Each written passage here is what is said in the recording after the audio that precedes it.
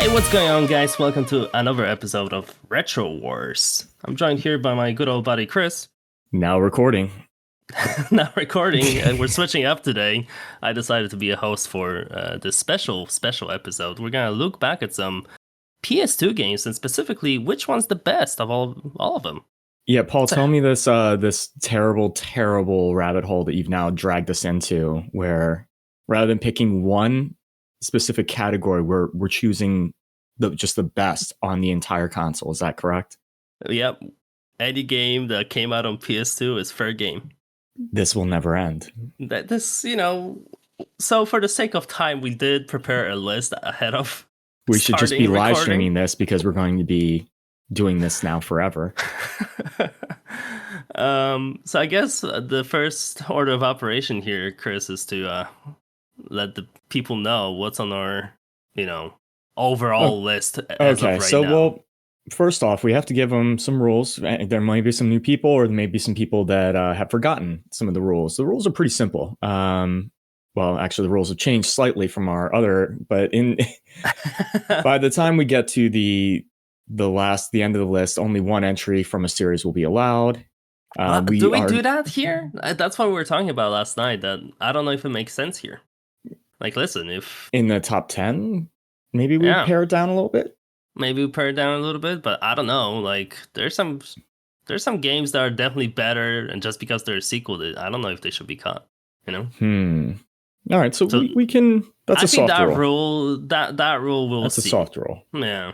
Another major rule would be we are not allowed to reference any type of scoring metric as a reason on why the game is good. No Metacritic, no sales numbers, no online Reddit consensus arguments are allowed. It has to be on our own merit. I played this game and this is why it's the best. I experienced these mechanics and that's why it has to be the best. All right, and then I think one fair argument on such a big list is like the impact the game had afterwards, Like, there's some games on this list that are a big deal and they carried for on the to entire for the either entire for the genre that industry. they're in or for the industry as a whole. There are games that changed the way Souls-like is a term that did not exist 20 years ago or whatever. Right. So there are certain games that have changed some things. But that also I think does not fall under Metacritic, sales, or online. That's mostly like the strawman arguments. We know what those are. Right. And then the final of these rules are both of us get one game that cannot be cut no matter what, that at least makes it to the top 10. And I don't think either one of us have really used this rule. I probably will end up having to use it today. I might have to use it here. Yeah. Because there's there's some stinkers on this list. There's some games that are tough to compete with, and I might have to edge it in my game's favor. All right. So for the format, I think that what we'll do is we'll start by listing out all the games to consider, right? Yep. And then we'll be cutting them one by one until we have 10 left. Then once we have listed all of them, we will arbitrarily choose 2 games and start pitting them together until and then the winner goes on. It's bracket style, I guess, except no brackets. We're just arbitrarily choosing them based off of what we think will be the easiest to talk about or what games are comparable enough. Right. Some of it should make sense, Generally, I would say if there are 2 games within a series, we tackle them first, just to make sure that we're, that one is not supposed to be cut from the list, or at least that we have their order correct. Yeah. And then it'll be easier to figure it out as we go further down the line. And then once we have 10, then we just, are we going to 10? We're going to 10. Is 10 the one? Yep. And are we trying to take it all the way down to 1? Well, and then we order from 10 and to 1. And we order it, right? Okay. Yeah. So a lot of moving parts on this one because there's quite a few games. We got some games on the list. And I feel like we still missed some. And full disclosure, Paul and I sat for a little while and just kind of started listing off games together. We were full Google mode. We were just searching what other games came out, and we hit most of the ones. And I still feel like we missed them. We missed some. I'm sure there's always gotta be some games that people have feelings for that we just probably didn't play. You know? I'm wondering if there's games that I have feelings for that are not going to be on this list. I'm going to That's fun. wake up in the middle of the night 3 weeks from now and be like, dude, we got to re-record the entire episode. We missed Crash Bandicoot 3 Vortex till Revenge. the end of time. Yeah, I don't even remember what the... All right, so who wants to start with the naming? I think you can read the list for us. Okay, entire list? I think the entire list. And then we'll just start fighting. Okay. Are we doing lists? Your list's a little bit bigger than mine, but not too... It's a combined list. Like, it's, you know... It's a combined list. Okay, you played most of the games on my list, and I played most of the games on your list. Correct. Okay. So we'll just read it as is. So first on the list, Mortal Kombat Shaolin Monks. Silent Hill 2 after that. Then Marvel vs. Capcom 2. Number 4 is Champions of Norath. I don't want to put numbers on them because then that feels like I'm giving them. Yeah. So next we have Lord of the Rings, Return of the King. That will be the third of the installments. Then Guitar Hero 2. Okay. Then Rock Band, Kingdom Hearts 1 and Kingdom Hearts 2 back to back. Persona 4. I see we left Persona 3 off. Yeah, I think we discussed that in a different episode. Resident Evil 4 is on there, and that's a mighty one. God of War 1 and 2, also pretty good. Yeah, we're getting into like some real shit here. Devil May Cry 3, Metal Gear Solid 2, Metal Gear Solid 3, GTA 3, San Andreas. GTA 3 and GTA, I thought San Andreas, I guess it is a separate game. It's a separate game. Yeah. It is. I'm thinking, like, wasn't that an expansion? They didn't have expansions back then. It's kind of an expansion, yeah. But that's how they did it back then. If you had an expansion, you just waited a year and then you touch up a couple things and re-release a $6 game. The good old days. Yeah. Then, of course, we have Final Fantasy X. I've heard of that game. Yep, just one. Then, of course, we have a couple fighting game classics on here. A little Tekken 5, a little Soul Calibur 2. Now moving on to the better part of the list, we have The Bouncer. We have Star Ocean 3, Till the End of Time. We have Onimusha, I would argue potentially 1 and 3. Okay. I think that 2 was a little whack, but I think 3 was pretty cool. So let's do it like that. Sure. And Guilty Gear Accent Core, which was an XX Reload kind of. Again, it was an update. But in fighting games, if you did some balance changes, you just made a new game. At that time, yes. Yep. Then Shadow of the Colossus. Then Yakuza 2. Tales of the Abyss. Red Faction. Max Payne. Yeah, we got some real bangers on this one. Dynasty Warriors 3 Extreme Legends. There it is. And that is save the best for last. Yeah. That's a lot of games. That's a lot of games. Where do we even... Pain a dick to cut it down to 10, you know? Where do we begin with this? Anything that's jumping out to you where you're like, I'm not so sure that this one makes it. Okay, I'll go ahead and ask you about Red Faction. Can you tell me why it's on this list?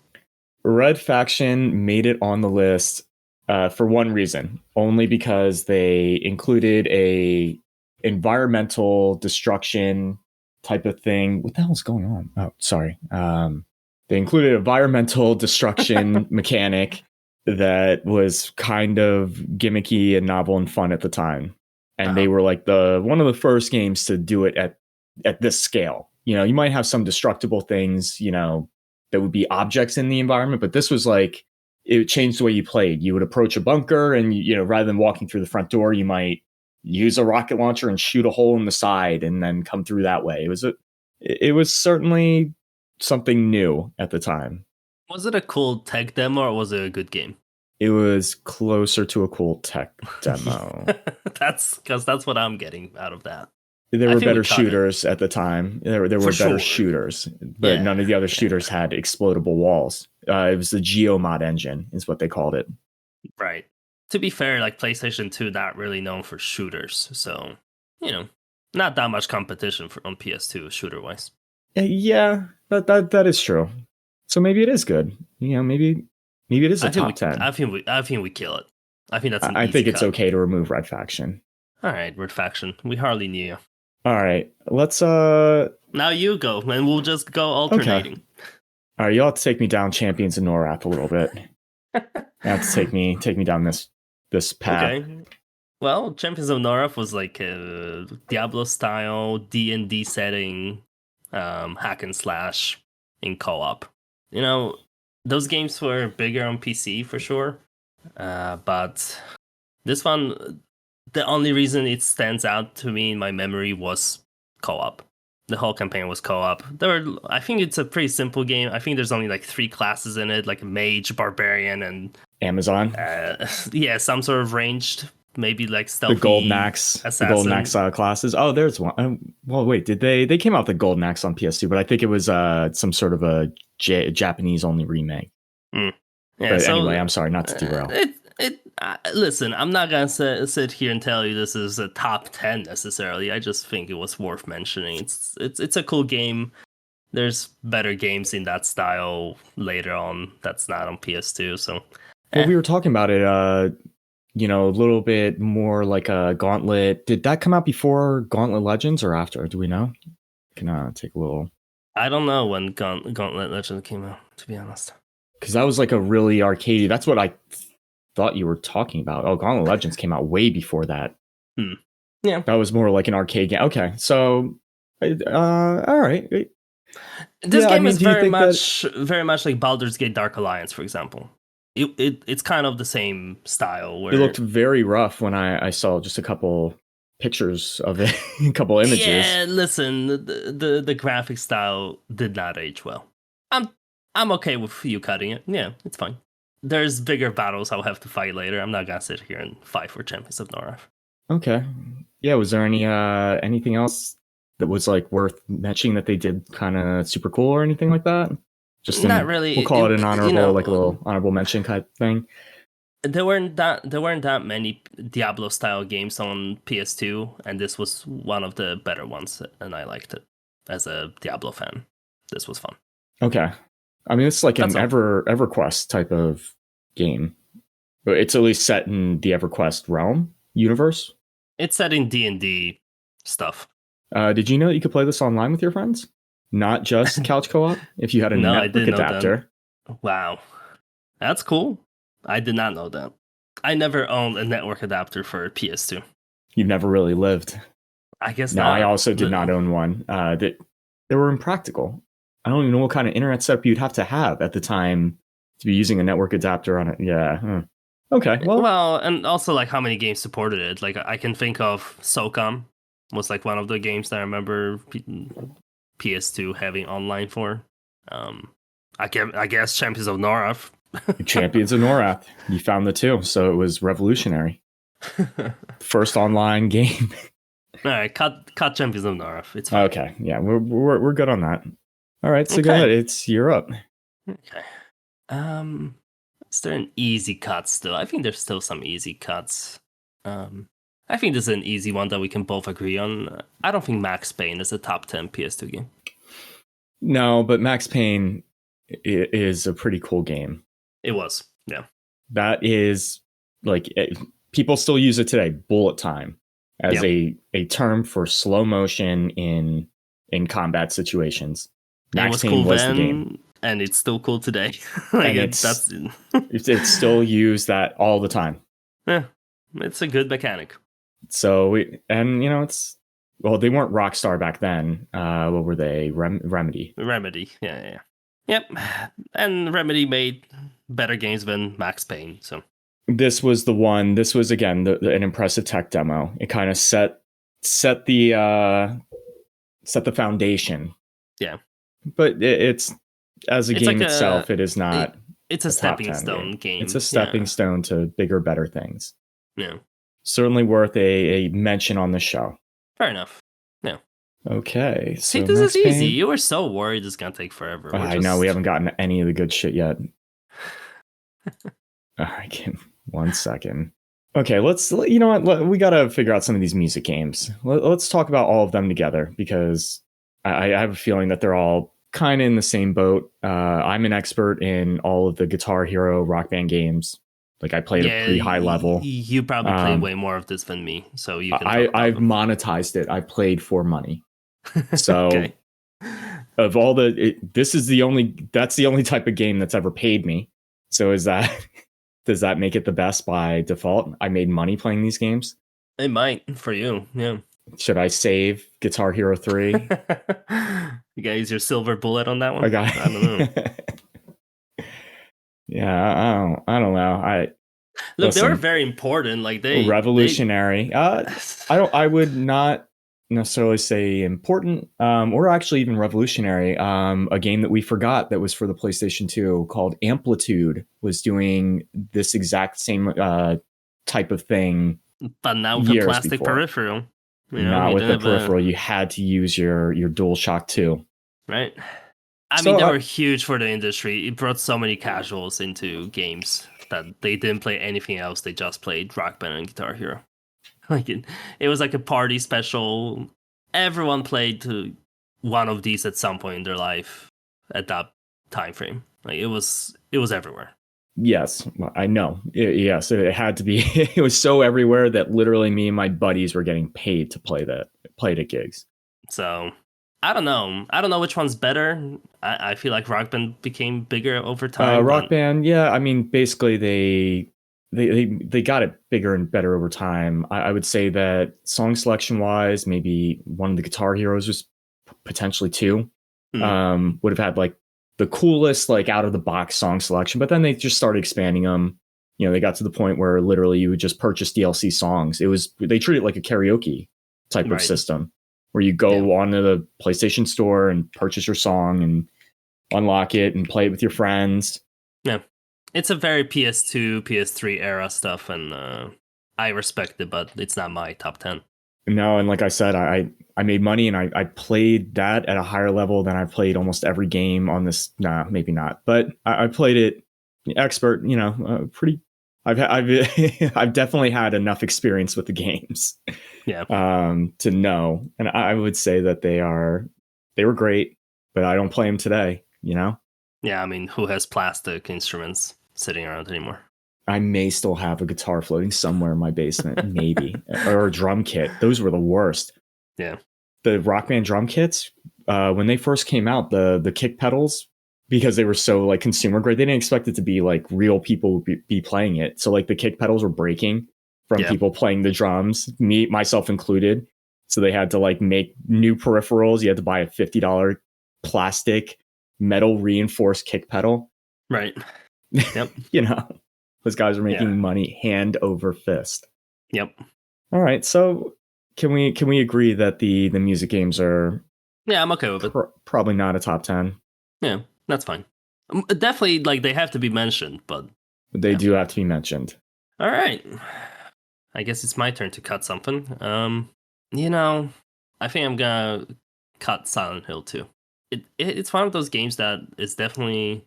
It has a cult following, but I don't think Silent Hill ever reached the heights of Resident Evil. It's a poor man's Resident Evil. 2 is probably it's as close as it ever got. Like 2 is a good game, and they did have that remake recently on PS4, PS5, and I played it. It was cool, but the OG it did not age super well. You know. Most of those games, if they went for like the realistic graphic style on PS2, it's really rough to go back to. And the Silent Hill, they kept the fixed camera and all that, right? That was not dynamic camera. No, and it was very rough, especially in the first one, if I recall correctly. Yeah, playing in the school, and it was like the enemies were very small. The enemies were like little goblin children things. Do you remember this? I'm not exaggerating too much. They were like little knife wielding children things. So they were hard to see on the screen anyway. Really, the biggest indicator that you had was your stupid radio that would just be blasting like white noise and static. It was actually that was pretty good for the horror aspect of it. Yeah. It was a high tension game. Story wise is pretty good. It's pretty dark especially for like PS2 era. Isn't that where they introduced Pyramid Head as a villain? Yeah, they introduced Pyramid Head, but like the subjects of the game is like, suicide and harm, and there's a lot of like dark dark material in there, which I think is probably a little bit ahead of its time, to be honest. But yeah, For a mainstream. I mean, listen, there were for games that were way sicker on there. Rule of Rose is one for PS2 that I could think of. That also sure, was worse because it was not a very good game. But this was like a mainstream big release. This yeah, was a big deal. So I like Silent Hill. It's not. I don't like it as much as Resident Evil, obviously, but worth mentioning. But I don't think makes top 10. and an honorable mention just on Silent Hill on that Haunting Ground would be another one that I would say was in the same category, just had like a little bit of a gimmick to it. Haunting Ground had a dog that you controlled as a companion. Okay. So that was kind of cool. You'd sick the dog. You only had like 3 commands for the dog, but it was a cool little concept, and it was like kind of like Clock Tower, large enemies that would just chase you around the arenas while you solved whatever puzzle you had to do in the area. Yeah. Cool concepts, but not necessarily the top tier, I would say. Also, the protagonist, James Sunderland, sucks. So, yeah. Correct. The blonde girl is better. All right. That's it for Silent Hill. Okay. We're cruising. We're getting there, but we haven't. I'm afraid to mention certain ones. Okay. We'll get there though. All right. How about Lord of the Rings? Ooh, I really like talk to me about that, because actually I'm not even quite sure why that. I know that was like a drop-in co-op type of thing. It's fully co-op. Yep, you can play the whole campaign co-op. And I think we played it. Probably, yeah. Listen, as far as movie games, this is one of the best ones ever. I stand by that. Now, does it hold up? Is it a cool game today? Probably not. It was just like a kind of it's a hack and slash with no items. It's fairly cinematic. It's just replaying most of the highlights from the third movie, but it looked good. It played fun and co-op. Who did you play as? You played as the characters, right? Well, each mission would have different characters based on what's going on in the plot. So some campaigns were like, hey, here's Gimli, Legolas, and Aragorn. Some campaigns were the hobbits, so it was switching between characters. And they would level up, they would get more health, more damage. That's about it. It's pretty straightforward. There's not like, character building skill trees or anything. But it's a fun and well-made hack and slash co-op on PS2. When couch co-op was still a thing. This was nice. And also very important, it also had an online multiplayer mode with USB headset support. Stop. No, it didn't. The North American PlayStation 2 version also has it. It's saying it present tense. It also has. We can play it today. An online multiplayer mode with USB headset support. When we put this on number 1, this was removed from the European version of the game, so maybe you didn't get all the. Bummer. But yeah, this was a very good licensed movie game, like very, very well made. But in an era where all licensed movie games were horrible, trash. Yeah, except for 2, one of which we just talked about. Let's talk about the other one, Mortal Kombat: Shaolin Monks. We played that one together. We did. For sure. Yep. I think I had more fun playing Mortal Kombat Shaolin Monks than I did Lord of the Rings Return of the King, but I could see that. I mean, I don't think you're a big Lord of the Rings fan, though, so, I'm not a big Mortal Kombat fan either. Fair enough. Yeah, I mean, I played some fighting games. When's the last time you saw me play a Mortal Kombat game? 9? No, 9. Or yeah, maybe even earlier. Anyway, but going back to 2005, back in the day. It's just another awesome co-op beat 'em up. Like, this was like a brawler style. This was not like a fighting game thing at all. This was it played like a Streets of Rage type of like I'm gonna say side scrolling beat 'em up, kind of a little less beat 'em up mechanics, but and it's not 2D. It's like 3D arena kind of style. 3.5 or 2.5 or whatever they call that. I mean, where everything's still, you're seeing them on like the forward 2D thing, but you can move back and forward on the plane. Yeah. They call that 2.5, maybe? You can I'm trying call to it see what if you they want. actually call it something. I don't think that's what it was called back then, but Well, it makes you feel better. They're not calling it anything. They're not calling it 2D, 3D. no, it's basically a co-op like action game, kind of like a God of War thing, but co-op. But co-op. But co-op. I mean, the co-op does make a lot of these games on the list. Yeah, it's like a if I huge played this game plus. by myself, I'd be like, oh, okay, like cool. Play this Kung Lao you for a probably little bit. wouldn't. Yeah, you probably wouldn't play it by yourself. Yeah, but I mean, the whole point of this game was co-op. Looking at this list, have we had better co-op experiences from this list? Even oddly, I'm looking. There's I think it's not better a lot than of the ones we cut. Yeah, I think it's better co-op than the ones we cut. Champions of Norath, not as good. Lords of the Ring, probably not as good unless both of you are into Lord of the Rings. And Rock Band, Guitar There's Hero only one cheating. game that I'll give it a better co-op. We could talk about it next. It's going to be a tough one. I'm gonna say we don't need to cut Shadow Monks just yet. I think there's some other cuts that we can okay, revisit we'll I'll tell you what. I'll do something. You'll kind of see what I'm doing here. That was gonna be the next game I'm gonna talk about. Well, that can be later because one of those games is gonna go, I'm sure. Okay. Well, so let's talk about these fighting games. How about some fighting game discussions? Because we have a couple of them. So we got Tekken 5, we got Soul Calibur 2, and MVC 2, and Guilty Gear Accent Core. Right. So we got a 4-way race here. I know what your horse is. It's Guilty Gear, isn't it? It sure is. I think Guilty Gear Accent Core is the best fighting game ever made. Oh, that's not true at all. But okay. Wow,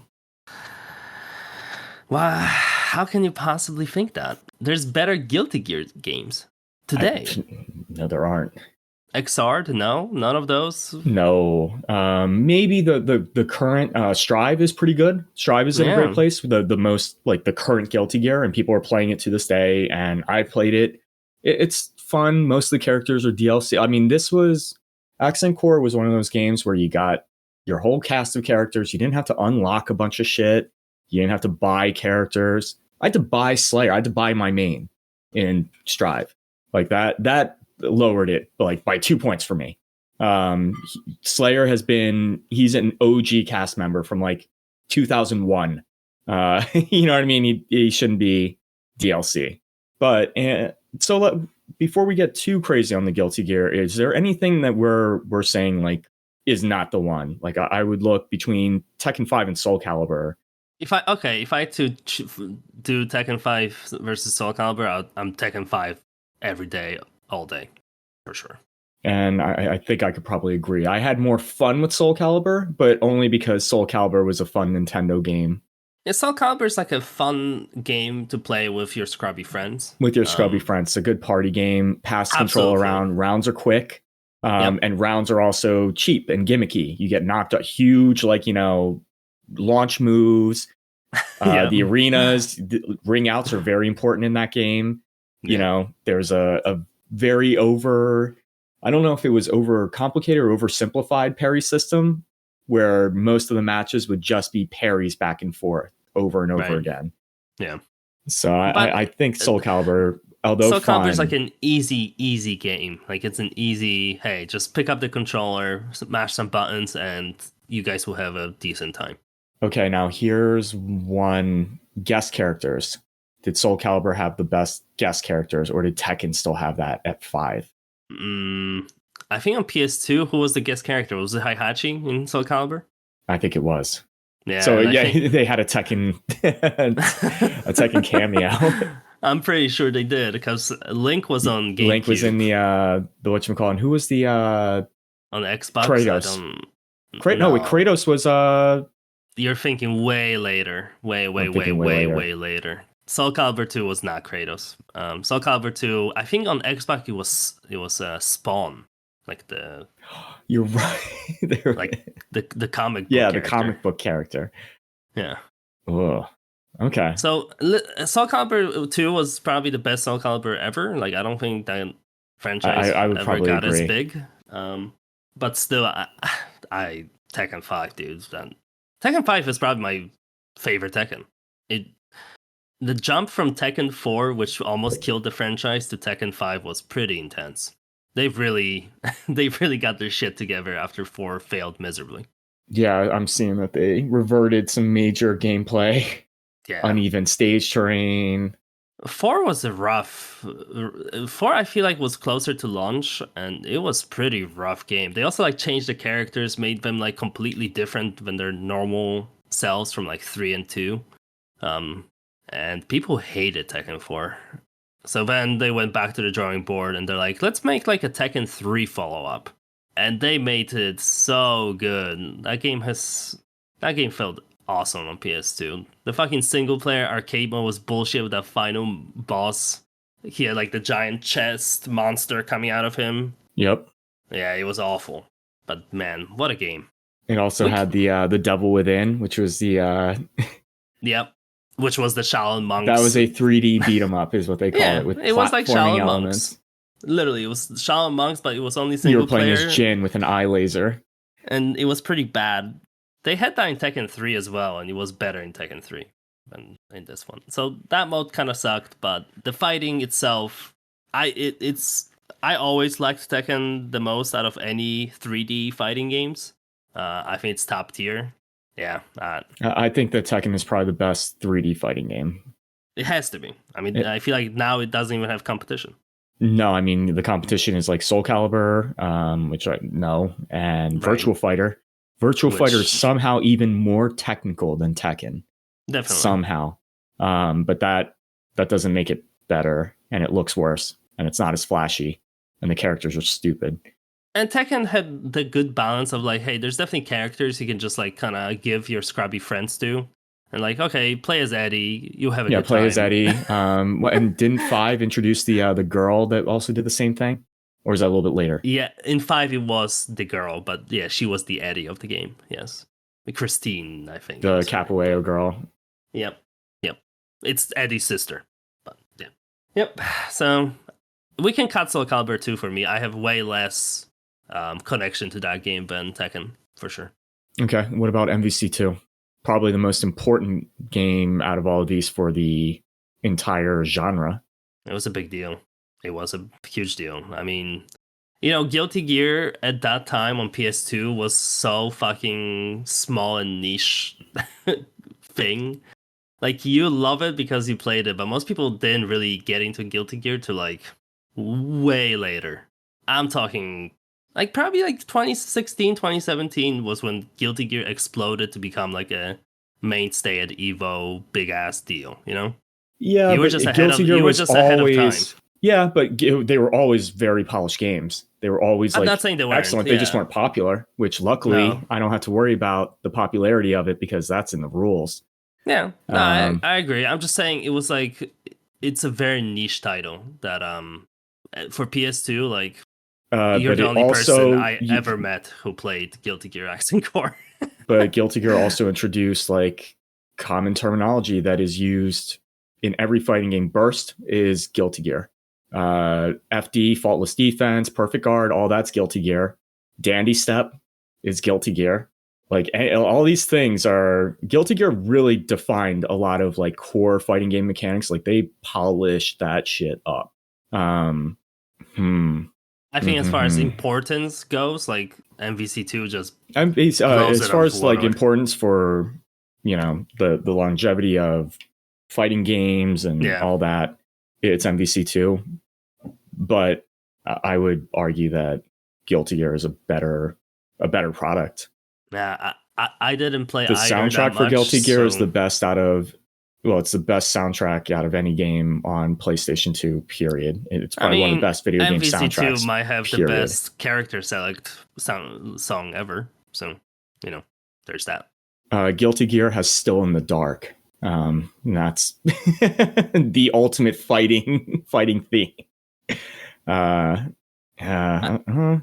don't have a horse in this race, so if you want to, for now, keep Guilty Gear and cut MVC2, I'm okay with it, just because I didn't play MVC2 that much. I'm gonna be honest. We can save, but the battle is definitely going to be Guilty Gear versus Tekken. Right, like how many fighting games can we put on top 10 list of PS2? You know? 2 at most, I would say. Yeah. And even that's and that's tough. at most. Yeah. 2 at most. Okay. All right. So we're cutting MVC2 and we cut Soul Calibur 2. All Yes. right. Okay. I couldn't even find an MVC2 on there cut. I think I just deleted it. Nice. Yeah. All right. I guess you're up now. Wait, I thought I just said we had to talk about all the fighting games. That's it. All right. You want to do Tekken 5 versus Guilty Gear now? No. I was saying I was the one who brought that up. Okay, so let's it's fine. I'll fall on the sword. Let's talk about the bouncer. Let's talk about the bouncer. The action movie. Play the action movie. Dude, we have a lot of like 3D brawler games on this list. Well, and the bouncer was the ultimate not co-op experience because you had 3 characters on screen that you could play, but you could only control one at a time. That's a and I know what you're shame. thinking. There's good reasons for that. There's no good reasons for that. Both characters are on screen at the same time. The camera was bullshit anyway, so it doesn't matter.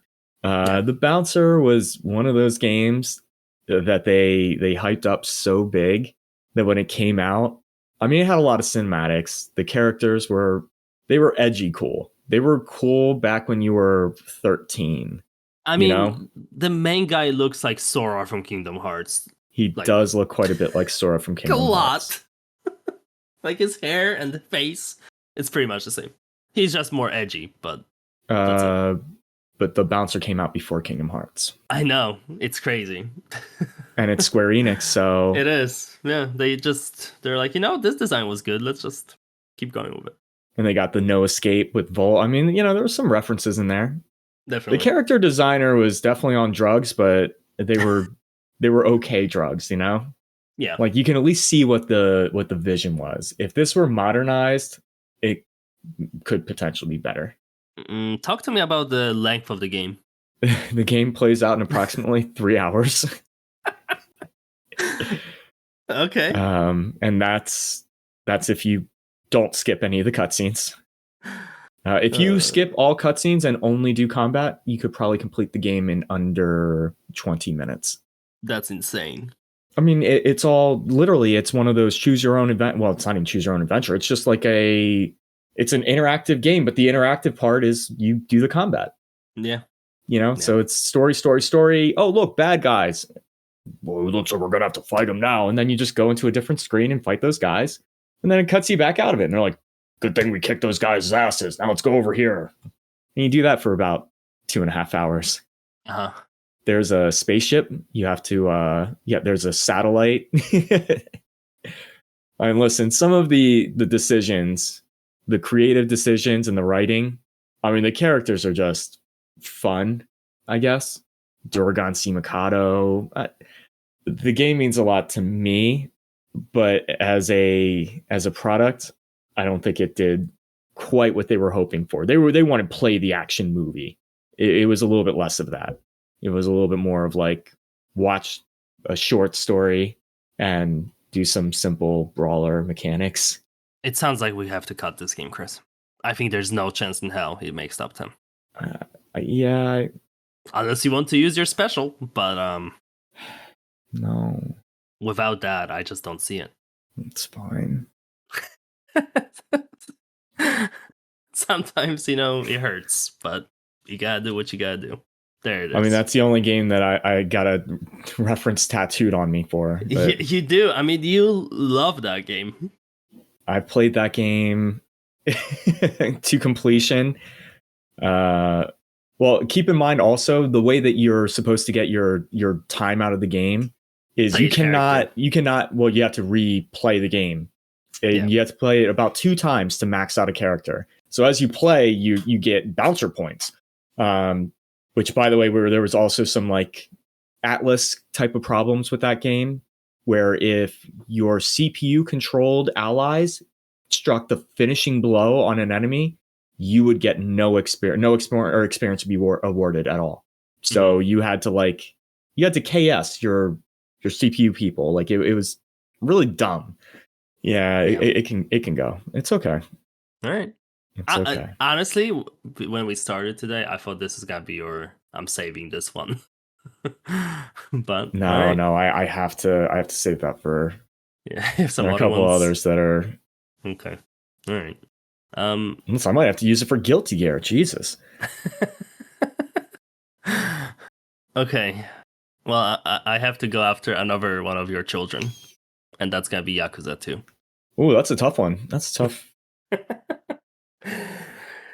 And now, to be fair, for transparency, I did not play Yakuza 2 like most people did not play Yakuza series on PS2. But you played the remake, so you had I played actually the a better remakes. experience. Definitely. I definitely had better experience, yes. I had the OG experience, and it was still great. Yeah. I just don't think that's true. I think those games, I remember you buying those games, and each time I'll be like, what the fuck is wrong with you? Like, these games are trash. They look like trash. They play like trash. They sound like trash. And you were always swearing by, like, dude, the stories in those games are awesome.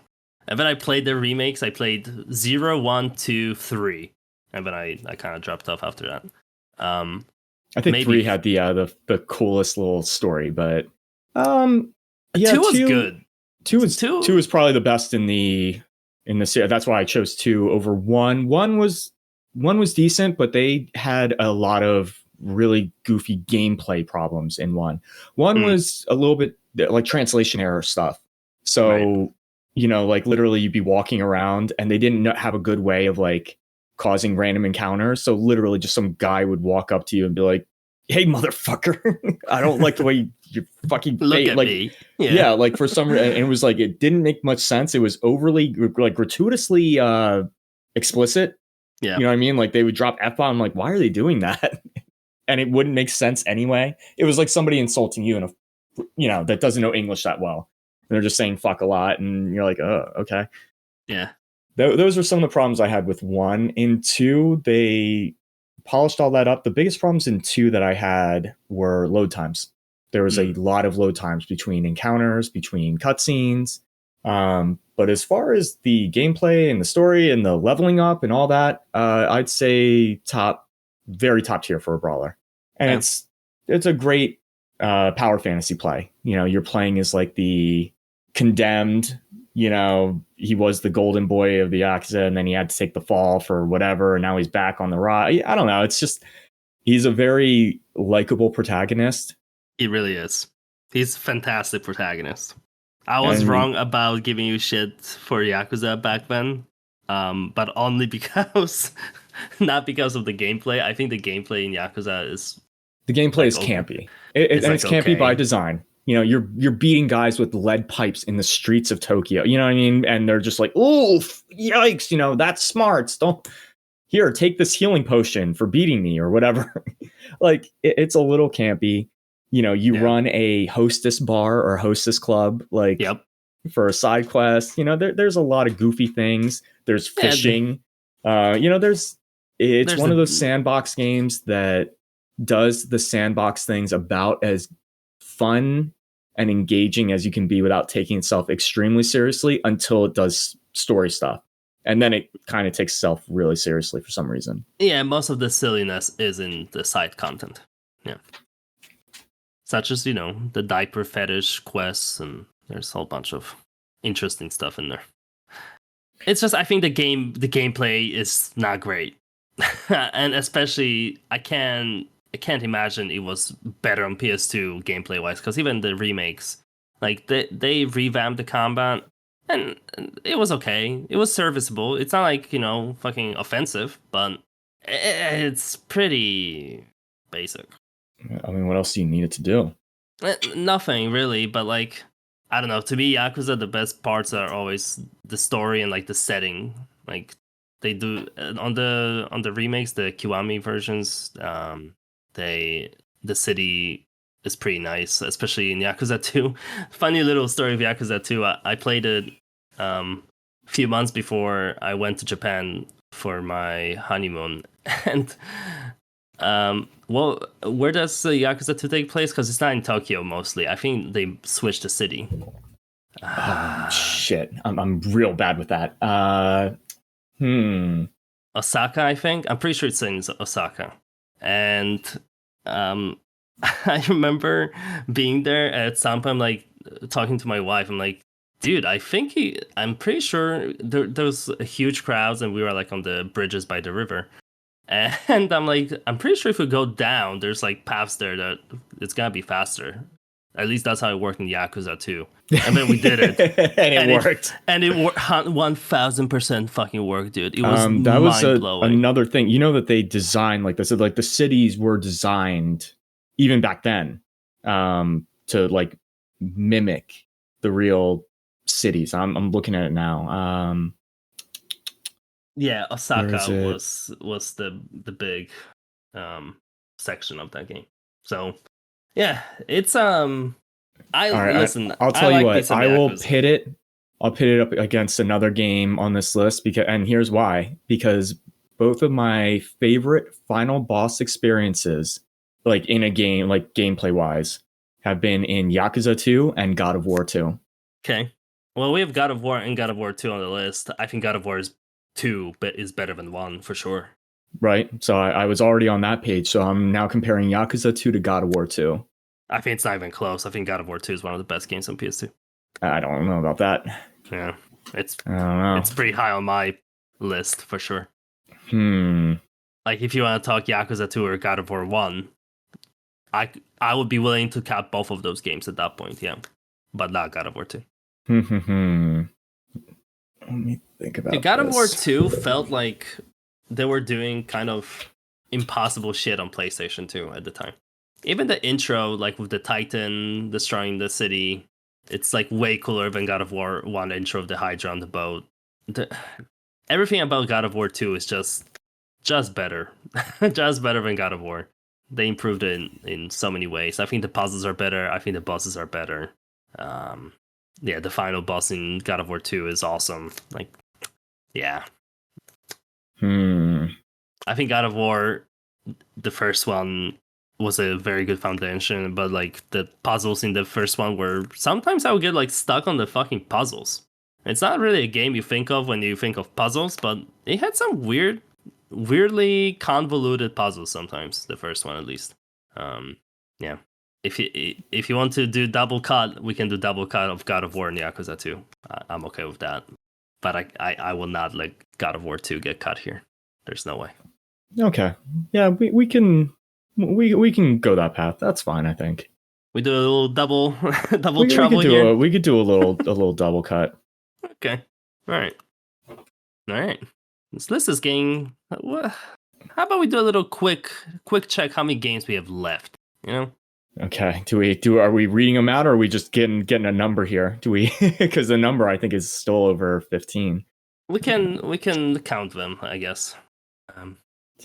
16, 17, 18, 19. We're at 20. 20 oh my exactly. God. Oh, that's terrible news. That's a lot we of still games. have to cut 10 We still of have to cut this list in half. That's insane. And God of War 2 isn't going to make it. God of War 2 is going to make it easily, but like, man. I don't know if it's going to make it.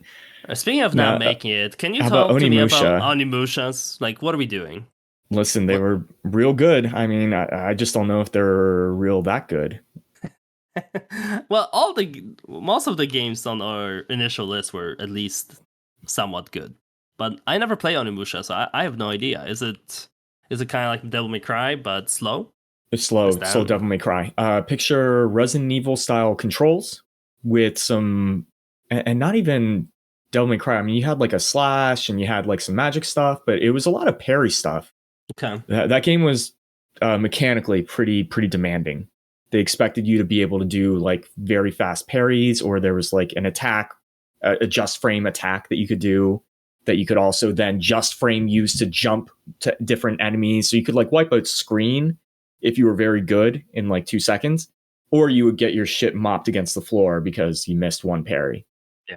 So it was rewarding, but I would say 1 is definitely can go, because 1 had a lot of like mechanical things that were problematic with just the tank controls and all that.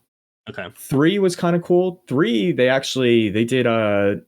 like Gene Russo on it, or Gene Reno rather.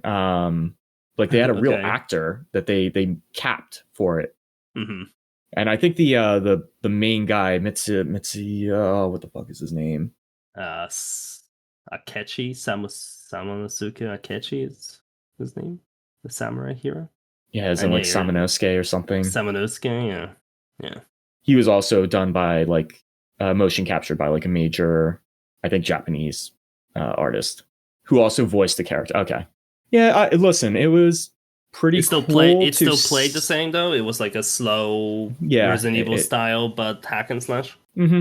With some puzzle stuff, and it had like Resident Evil style puzzles. So it was a more of an empowered Resident Evil thing.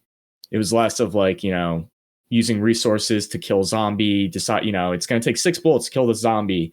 You could get through any encounter with your own ability. I think you had to do combat most of the time. I don't know if it walled you, but why would you not do the combat? Was it more similar to Devil May Cry 1 than 3? Because Devil May Cry 1 was way slower. Devil May Cry 1 was much more active. You had jumping, you had real mechanics. This game did not have that. Okay.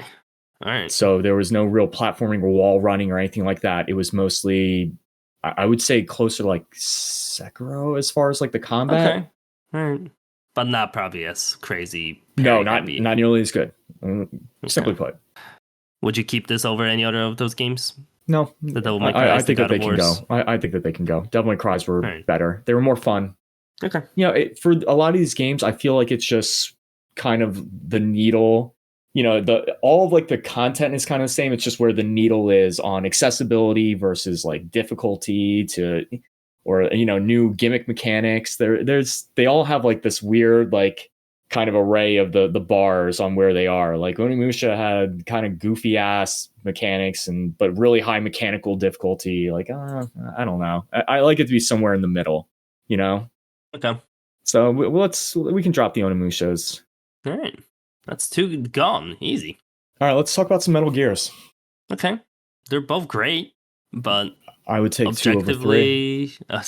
See, I think 3 is better. That's I didn't expect that. What do you like about 2 more? I was okay with Raiden. I was fine with the character kind of passing. It was a soft torch passing. Mm-hmm. They then had to kind of they rebuked it a little bit. Where after that, obviously they went some like 3 was a prequel. Yeah. 2, it's really tough also with Metal Gear to get the timelines correctly for these because they're all over the place. Yep. But I thought 2 was such a change from like 1, from Metal Gear Solid. Going to 2, I was like, this is a game. The characters, like the cinematics, everything was just really interesting, if nothing else. I mean, I spent hours just gunning down like dudes, like, just wandering the halls and just fighting people just to play with like the mechanics. They had like goofy things that you could do to, and I'm sure you could do them in 3. They always had like weird things that you could do. Like, remember doing pull-ups in 2 to increase your strength, your grip meter? Yep. Yeah. Listen. And I liked it when it unwound at the end, when it turned out that like Raiden, he's running through the thing and like the general's in his ear and he's just saying like gibberish nonsense. Like that took me down such a path. It was very memorable. Let me put it that way.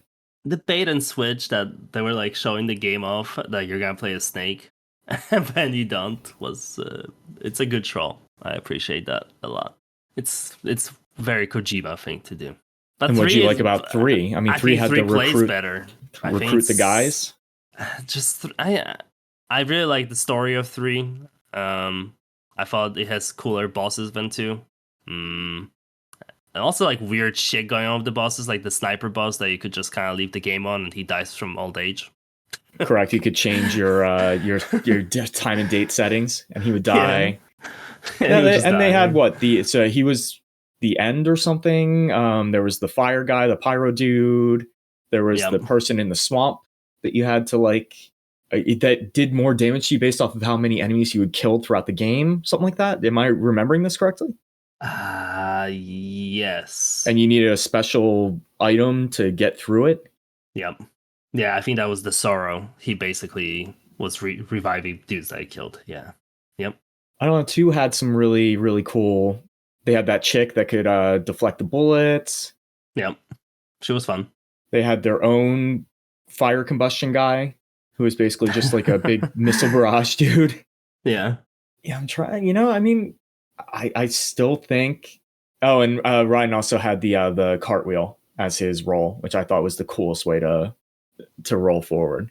Yeah, I mean, you did have a boss named Fat Man in MGS2, which that's pretty good. Fat Man was the guy. He was the big exploding dude. And you had to fight him like point blank. That was actually a Yeah, tough fight. yeah, it was. Yep. But I think both of those games are awesome, but if I had to like pick one, I think 3 might be a bit higher for me. But I don't know. I'm not like married to it, so I'm not married to either one of these games. They're not half the games on here I'd put above both of them. How sad is that? Even though I know that they're written better, they're performed better, more time went into them, but they're just games that got me more, I guess. I don't know. okay. I would still say like hands down 2 is like they're all kind of the same. When you got I had a different kind of weird experience with every single one that I played. 4 was definitely the weirdest one for me because the ending cinematic was 3 hours long and I wasn't ready for that. Unskippable ending cinematic that just kept going 3 hours. Why would you skip it? That's what you're there for. I had to leave. I'd finished the game. I was like, dude, I'm going to watch this. I was like, we did it. I high-fived. I'm like, let's see how it ends. 3 hours later. I'm like, bro, I'm going home and I don't want to talk to you anymore. Like I was so done. My brain was just melted. That was too much. That was too much on the slider. You know what I mean? They took the needle the other way. Yeah. I feel like 2 did just enough of the bullshit combined with the Metal Gear stuff you love. 3 had some cool gimmicks again. You could recruit the guys, which I feel like they incorporated more into later games. But other than that, it's like, But I feel like 3 had just mechanically was better. You know, it had the camouflage stuff, which I don't think 2 did at all. I thought 3 had a bunch of bullshit with having ailments and shit on your body. You would have that. Yeah, you get like sick. Yeah. See that's not a fun gameplay aspect for me. Sure, that stuff I'm whatever about. Yeah, all the survival management stuff is not where I want to, unless the game is specifically about that. But he also had way more like close quarter stuff. You could grab the enemies, you could interrogate them. The stealth was better in this game for sure. It's probably the most fun stealth out of those. I could definitely see the stealth. I didn't play stealth too heavy. I played a pleasant mix, we'll say. Yeah. Kind of the way I assume everybody plays it. You play stealth when you first walk into the room. As soon as you're seen, you just go full combat. Mm-hmm. So I don't know. I'll tell you what, I could either way. I would just as soon nix both of them from the list. Oh, I don't know about that. I think one of them has to be on top 10. Okay. Yeah. So leave them as is for now? Yeah. I don't think we need to cut either for now. I think there's some easier cuts, hopefully. I guess we can go back to Shaolin Monks and you put Dynasty Warriors 3 Extreme Legends next to it. What do we want to do here? That's Dynasty Warriors 3. I won't even, there's barely an argument there. Dynasty Warriors 3, we just did way more. It was better co-op. It was better everything. The soundtrack was better. The characters were significantly better. Dynasty Warriors 3 Extreme Legends is like the game that did the Dynasty Warriors bro experience perfectly. Still had a lot of limitations with the hardware, enemies on the screen and all that. But as far as a fun Dynasty Warriors experience, that is easily top 3. And my other 2 are in games that came out in the last 2 years. So, and this game came out in 2001 or something. Like it's just so we're aware, the Extreme Legends was like a slightly modded version, I think. It just added like a couple of quality of life things, couple extra weapons. I don't think it added too many characters or anything like that. Do you feel either of these games are top 10 material? See, here's where it gets crazy, because I think Dynasty Warriors 3 Extreme Legends is the best, like, of its kind of that hack and slash on the console. Yeah. I mean, and that's what it's made to. I mean, that's what it's done, or what it is by design. Yeah. You don't care about the story too much. You just want to play cool character. The story at all. Yeah. It's Dynasty Warriors. It's Dynasty Warriors, but it's a pretty cool Dynasty War. I mean, the highlights, the when that game feels best is when you're playing with your friend and you're both kind of split on the map. And then as you get close to each other, if you both had your Musou gauge, you would see like arcing between you. And then if you hit Musou at the same time, you got a super cool, like, take over the screen, camera spinning, cinematic animation, and the whole screen exploded, which is nice. Yeah. But it's still the same, structure of repetitive missions with same clone characters on the screen. You just kill hundreds of them, and it's Dynasty Warriors at the end of the day. Well, I mean, listen, you have different characters. In these other games, you have one character. Yeah, Kingdom Hearts, you can only play as Sora. Listen, I'm not saying there's no value in Dynasty Warriors, but you're a hater. You're a hater, and that's a hater. Okay. Yeah, I hate Dynasty Warriors. Never click with me ever. Yeah, it's true. I can cut Shaolin Monks right now. I know it's not gonna make the top 10 list. So no, I think we already. I'm gonna cut it. Yeah, I'm gonna cut that. But if you want to keep your Dynasty Warrior child for now, it can stay for another minute. Okay. What are we doing with these GTAs? I'm not a GTA guy. I played GTA 3. I had the way you feel about Dynasty Warriors is the way I feel about GTA, where I played it for a second. I did a little bit of story stuff. I was like, oh, okay, I see where this is going. Then I just had fun in the sandbox for a little bit, just getting the stars up and fighting cops for, hours on end and blowing shit up. And then and by hours on end, I mean like 2 hours on end. And then I put the game down and never played it again, and never played any of them going forward. I was like, okay, I know what this is and I don't need this. I played the old GTA 2 on, right, I think it was PlayStation 1. I think it was, yes. Yeah, and it was same type of experience, except it was top down. It was just, but yeah, it was grab a car, drive around, mow people down, get some stars up, evade the police for a little bit, do fun, cool things, pull them into a channel and then blow them all up, make a bunch of cars and create a series of bombs. It's just fun Sandlot stuff. Impact-wise, it's huge. I mean, it's literally the best open world game on PS2, bar none. Right. It doesn't even have competition. I'm pretty sure. Not on this list. I personally played GTA 3 on PC way more. So I didn't really play it on consoles as much. It's all the same, same exact experience. But I don't think you can make a PS2 era list without having GTA on it. Yeah. So which one would you want? Which one is better? San Andreas is a better game, objectively. GTA 3 is more important, but 3 is a better game. So I don't know which one do we value more here. Well, I mean, the list is called best PS2, not most prolific, not most important. Fair enough. Yeah, then I guess San Andreas. Yeah. Okay. We can cut 3 for now. Yeah. All right. Get that shit out of here. Oh, okay. Let's get these. Let's take these four RPGs and figure that out. Okay. We got Star Ocean 3. We got Kingdom Hearts 1 and 2. And then we got Final Fantasy 10. And Persona 4. And Persona 4. Jesus Christ, there's way too many. See, there's way too many of these. All right. Yeah. The only one I'll protect is Star Ocean 3. I know. You can do whatever you want with the other 4. I know you'll protect Star Ocean 3. Listen, I think... Well, we can't have 2 Kingdom Hearts on the list, I don't think. No, we can't. You know how I feel about, we had a long discussion about that. I think Kingdom Hearts 1 is a better game. I had better experiences with it. Or no, I'm sorry, Kingdom Hearts 2 is a better game. I had better experiences with Kingdom Hearts 1. Yep. I enjoyed the content. Yeah. I agree with that. It's just, 2 just plays so much 2 better. plays way better.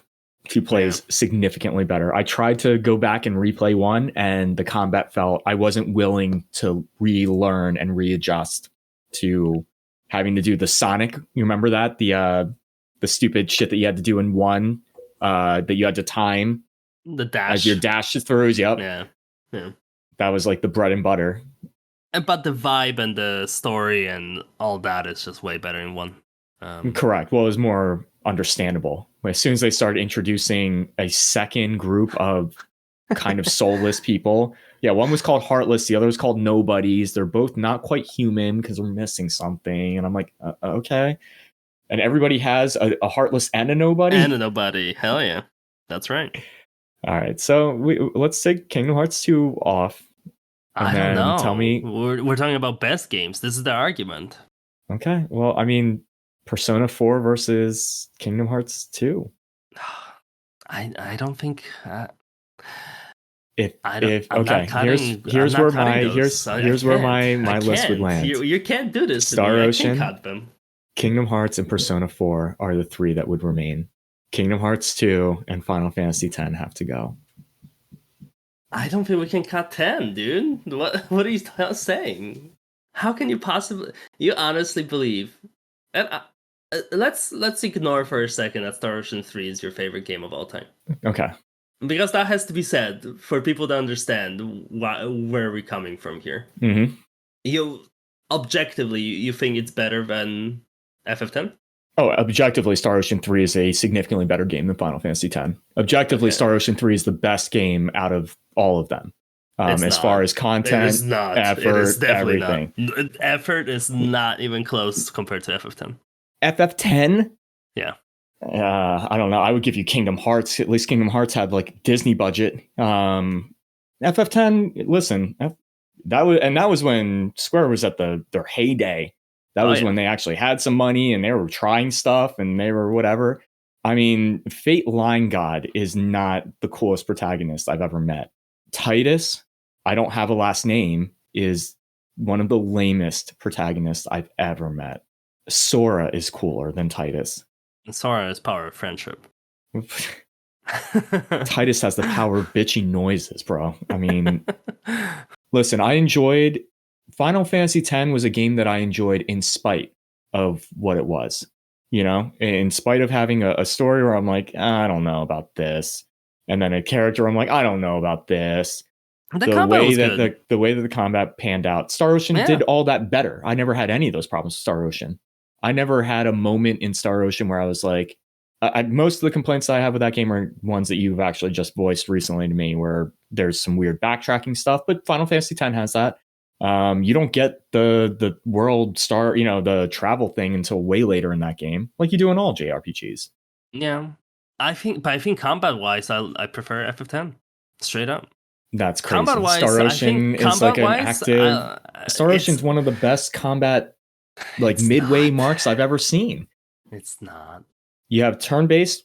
I'd say Final Fantasy X does the turn-based thing very well. Star Ocean 3 does a very, very nice rock paper. Like they have a good balanced dynamic on their semi-active combat. I think they were doing it before Tales. They were doing it around the time that Tales was starting. I think it was the same time. It was around the same time. To me, the discussion is Tales of Abyss versus Star Ocean. Honestly, Tales of Abyss is co-op. The combat style is pretty similar. The only thing that I think Star Ocean 3 is a more ambitious game, but combat-wise, I don't know. It doesn't. Again, I'm playing it well past when it came out. I'm playing it like 20 years afterwards. So my opinion is gonna be obviously skewed and different than as if I played it in 2003 or 4, whenever it came out. It's just, dude, like it doesn't flow as nicely as you would want. Like the enemies get knocked down or launched in the air, and then they have immunity for a little bit too long. It takes them a little bit too long to get off the fucking ground and be able to hit them again. Okay, I mean, there's like some that stuff doesn't feel great. That stuff is like, I'm literally just waiting because my what's his name? What's your favorite dude's name? Cliff? Oh, Cliff Fitter. Yeah, Cliff like keeps knocking them fucking down with his hammer of might, and I'm literally just waiting around for them to get off the ground because I can't hit them. That's poor gameplay mechanics. You gotta set that guy not to use hammer of might. But it's most launchers do the same thing. Like there's no like air juggles that go on for a while, as far as I've seen so far. And they do. You have some characters now that can do that. But so as far as like combat capability, and maybe this is why I'm arguing so heavily, Star Ocean, and I played both these games and maxed out the combat potential of them. I've done all of the Monster Guild stuff in Final Fantasy X. and I completed all of the bonus content, including the Ursa Lava Caves, and it's called the Maze of Tribulations. So, I mean, I've seen the combat kind of go to the max on both of them, and Star Ocean does have it beat. Final Fantasy X did surprise me with some of the things that they were able to, and I think we talked about it, having to cast reflect on your own character, your own parties, and then cast offensive spells to reflect back onto any. Like, that was a cool concept. Using like revive spells to kill. There was the one enemy that you had to use like revive to kill him. Otherwise, it was like the toughest fight in the game. Things like that were cool. Fighting the super Cactar, the Cactar King, that had like a 99% evasion rate.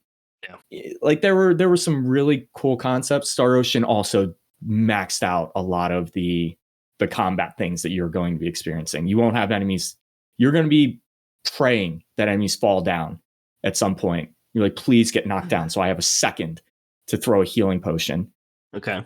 So I would say I think Star Ocean is a better JRPG than Tales of Abyss for sure. It's probably way deeper. Tales of Abyss is here because it's the best co-op RPG ever. It's pretty good. Besides, well, on PS2. On PS2. On PS2 for sure. Yes. Yeah. I can't think of a better one. So, yeah. What's a better co-op? Well, that's going to be a different list, isn't it? The best co-op RPG, but it's going to be an entire list of 10 Tales of games. Yeah, like Eternal Sonata. And that's it. Yeah, and then Eternal Sonata. Done. Anyway, so we're talking best game, not best JRPG. Listen, Star Ocean 3 already got some flowers earlier from us. A lot of flowers. But as far as best game, like, that game has some issues, man. The backtracking is insane. The backtracking is way more offensive than in any of the other games we're talking about. Worse than Kingdom Hearts, worse than Persona. And Persona lets you literally teleport out of the dungeon. Like, it's not even close. FF10, I don't remember being super annoyed but Persona does not have a great combat system. Let's be realistic here. Persona 4 is fun because of the date sim. And I know that sounds silly to say, but but it is. Yeah. It was fun. And we don't play date sims as a rule, but the concept was cool of just making numbers go up, and then that unlocked special bonds with the characters that would, enhance certain mechanics, within the game. Makes your personas better. Like, makes things better. Yes. Yeah. But other than that, it was basically swap to enemy weakness type. Yep. And hit them, and then knock them down and do all in attack. Yeah. That was it. Star Ocean. Oh, and also here's a challenge that I would pose to you. Not on Kingdom Hearts, because you can only play as one person, but how many playable characters are there? You know what I mean? Like, who's viable to play in Final Fantasy X? How many characters are viable to have in your party? Is Kamari one of them? Is Lulu one of them? Is Waka one of them? I use Lulu. Lulu's fine. Lulu is weak. Lulu is a worse version of Yuna.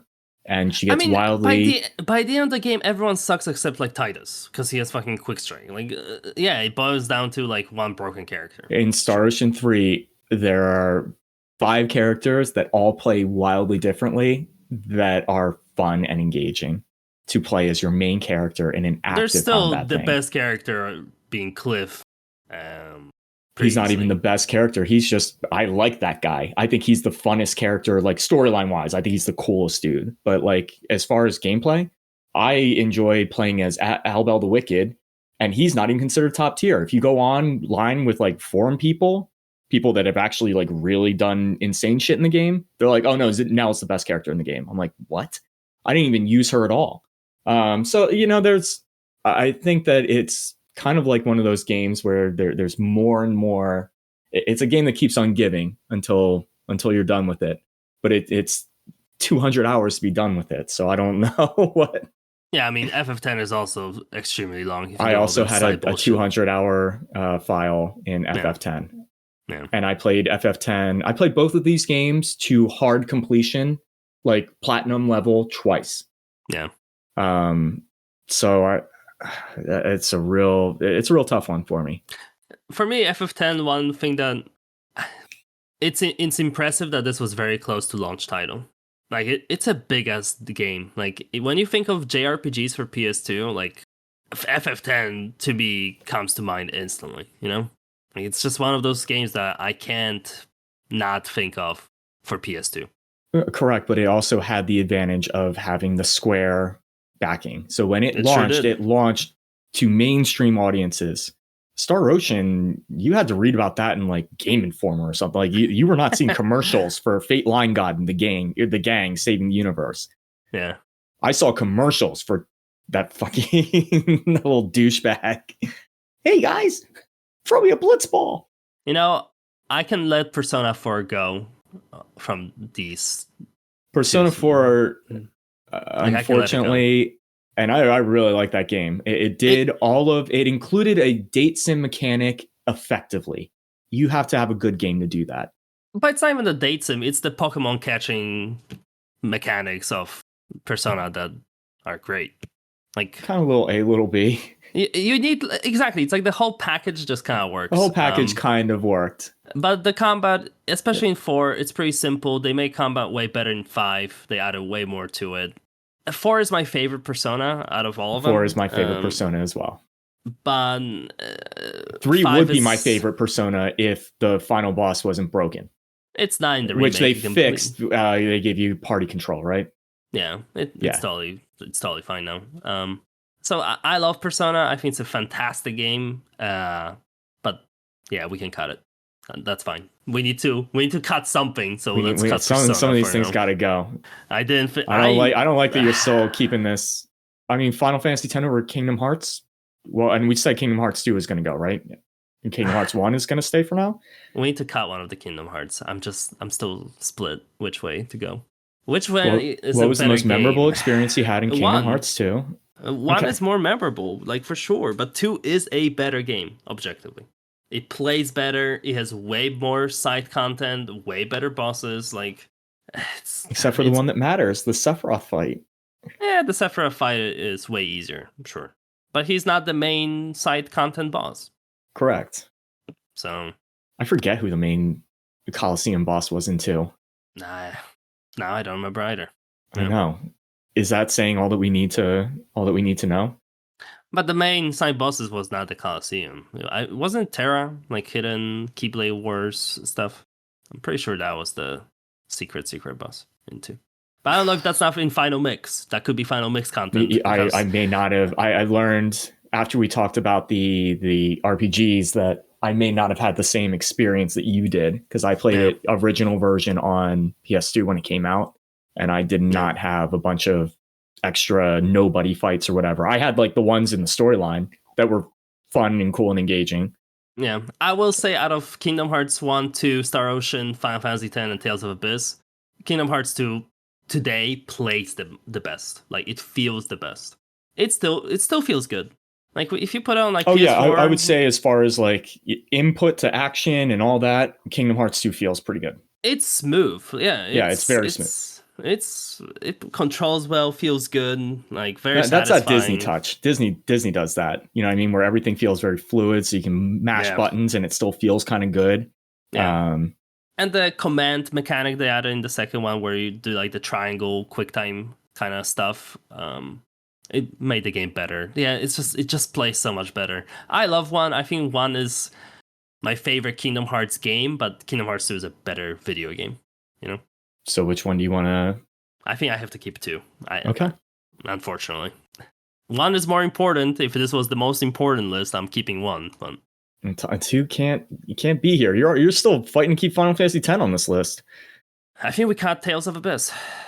Tales of Abyss... Because if you want to keep Star Ocean, I don't know. You know what? That's fair. Tales of Abyss is the best co-op RPG experience you can have on the PS2. It's the only co-op experience you'll have on the PS2. Yeah. So that already, I mean, you know my feelings on that. That increases a game by 2 points, so that makes that game like a fucking 11. But it's a great game. All of the games that we have here, except Dynasty Warriors, are great games. I did it. I hit the button. It's gone. You heard it on the podcast. You heard the key strike. I'm certain of it. All right, it's gone. We haven't even touched on Resident Evil 4. Where's that going to land? It's my only best games. So here's some Resident Evil 4 stuff that I wanted to bring up, because I feel like most people didn't play Resident Evil 4 on PS2. I feel They like did not, but that I I don't think that matters. I just feel like this game I associate it with like GameCube slash Wii. Thoughts? I associate my experience with it, but the game did, for all intents and purposes, and the reason we should clarify that is that I don't want to let my Wii experience, which that was my best experience with any Wii game, and actually probably any Resident Evil game, was playing Resident Evil 4 on the Wii. Yeah, you swear by it. I swear by it. It was so intuitive and so perfect, and everything worked exactly the way I hoped it would. I can't believe that they didn't just make that games going forward. But anyway, ignoring all of that, let's talk about the game itself and what it did. You know, Leon coming back as the president's daughter's bodyguard and all that, being a cool Jeet Kune Do fighter. Yeah, we're no longer a rookie cop. Yeah, we're no longer the rookie cop. We are the man. We're doing backflip kicks and stuff. The suplex, one of the best executes. Yeah. Where do we land on a game like that? I mean, I think Resident Evil 4 is definitely one of the most important games on this list. Like, it basically swapped the third-person shooters from being cover shooters into being Resident Evil 4 style. Like, no more cover mechanics. You're just fucking going at it. It changed the industry, man. It was a huge deal. It's still probably the best Resident Evil game of all of them. It may very well be the best Resident Evil game out of all of them. Yeah, like, it's a fantastic video game. My problem is the PS2 version was not as good as the GameCube version. It looked worse. It had more content. They added like the Ada story, separate story in PS2 version. It was like a 4 or 5 hour mini campaign with Ada. Yep. So the mercenaries were very, very, very fun end game content. Yes. Mercenaries was fantastic. The whole game is like it's one of the best games of all time. So in that sense, yeah, it probably belongs to the list. But I didn't play it on PS2, man. I just didn't. I played it on. I'm pretty sure I played it on GameCube. I played on GameCube, I played on Wii, and then I played on PS2. And PS2 was my worst experience out of all of them. Yeah. By far. But like, it's kind of crazy because Resident Evil 4 is way better than a lot of the games on this list. So like, that's where I'm kind of conflicted. Well, okay. Like, so, doesn't matter. How about Shadow of the Colossus? Let's talk about let's move around a little bit. Let's see if anything can leave. Okay. Let's look for hope somewhere else. Shadow of Colossus. You like that game a lot. I thought it was okay, except that it runs at 12 frames a second. But the concepts in that game were phenomenal. The bosses were awesome. I mean, the game is nothing but empty land and giant bosses that you climb and stab to death. Like, it was one of the only games that did it like that, and somehow was extremely effective. It was the idea was so good. It's just I played that game with bated breath the entire, like, running from boss to boss. Like, the way that they timed it, so you'd have to like spend 5 minutes walking to the next arena, right? Felt like a chore, but like having that downtime got you ready for the next. You know what I mean? Like there's something. The pacing of it was very good. It worked. Yeah, it worked very, very well, and it never got boring. All the way through, each boss was super unique. Everything was awesome. Like, the problem is, it ran like fucking garbage. It ran terribly. Like, I didn't have as many issues as you did. Dude, it runs like so poorly. If you pull up a video right now, like a YouTube video of PS2 version of this game, it literally runs at like 15 frames a second. Holy shit. It's really rough. Well, I mean, granted, the PS2 only ran at 30. I get it. But the slowdown was awful. Awful. It did not feel good. When you're climbing those giant enemies, the game was lagging terribly. But yeah, the grip mechanic, the climbing mechanics, the atmosphere, like the setting, even the story, like it's a whole package. I just wish it fucking played better. And guess what? They made a way better version of this game on PS4. that remake is so fucking good. Yeah, It but fixes the only it's the issue. it's the same game, It, same guy. You know what I it's mean? not though. So No, it's not because it doesn't feel like garbage. Like that's the big change. It runs at fucking 60, way nicer looking. No, no problems with frame rate. It's like you would never go back to play the PS2 version. There's zero reason to ever play that version. You would play the remake 1000% of the time. Because as you said, it is the same game. They didn't even like change much of anything. They just made it play way better because it doesn't lag. I think a PS2 list has to have Shadow of Colossus regardless of it being a performance nightmare, but I think that takes away from the experience a lot. yeah, For I me mean, personally. listen, you're not the only person who had that. I mean, maybe 15 to 20. I mean, they're saying that that's like notorious. It's bad. It's really bad.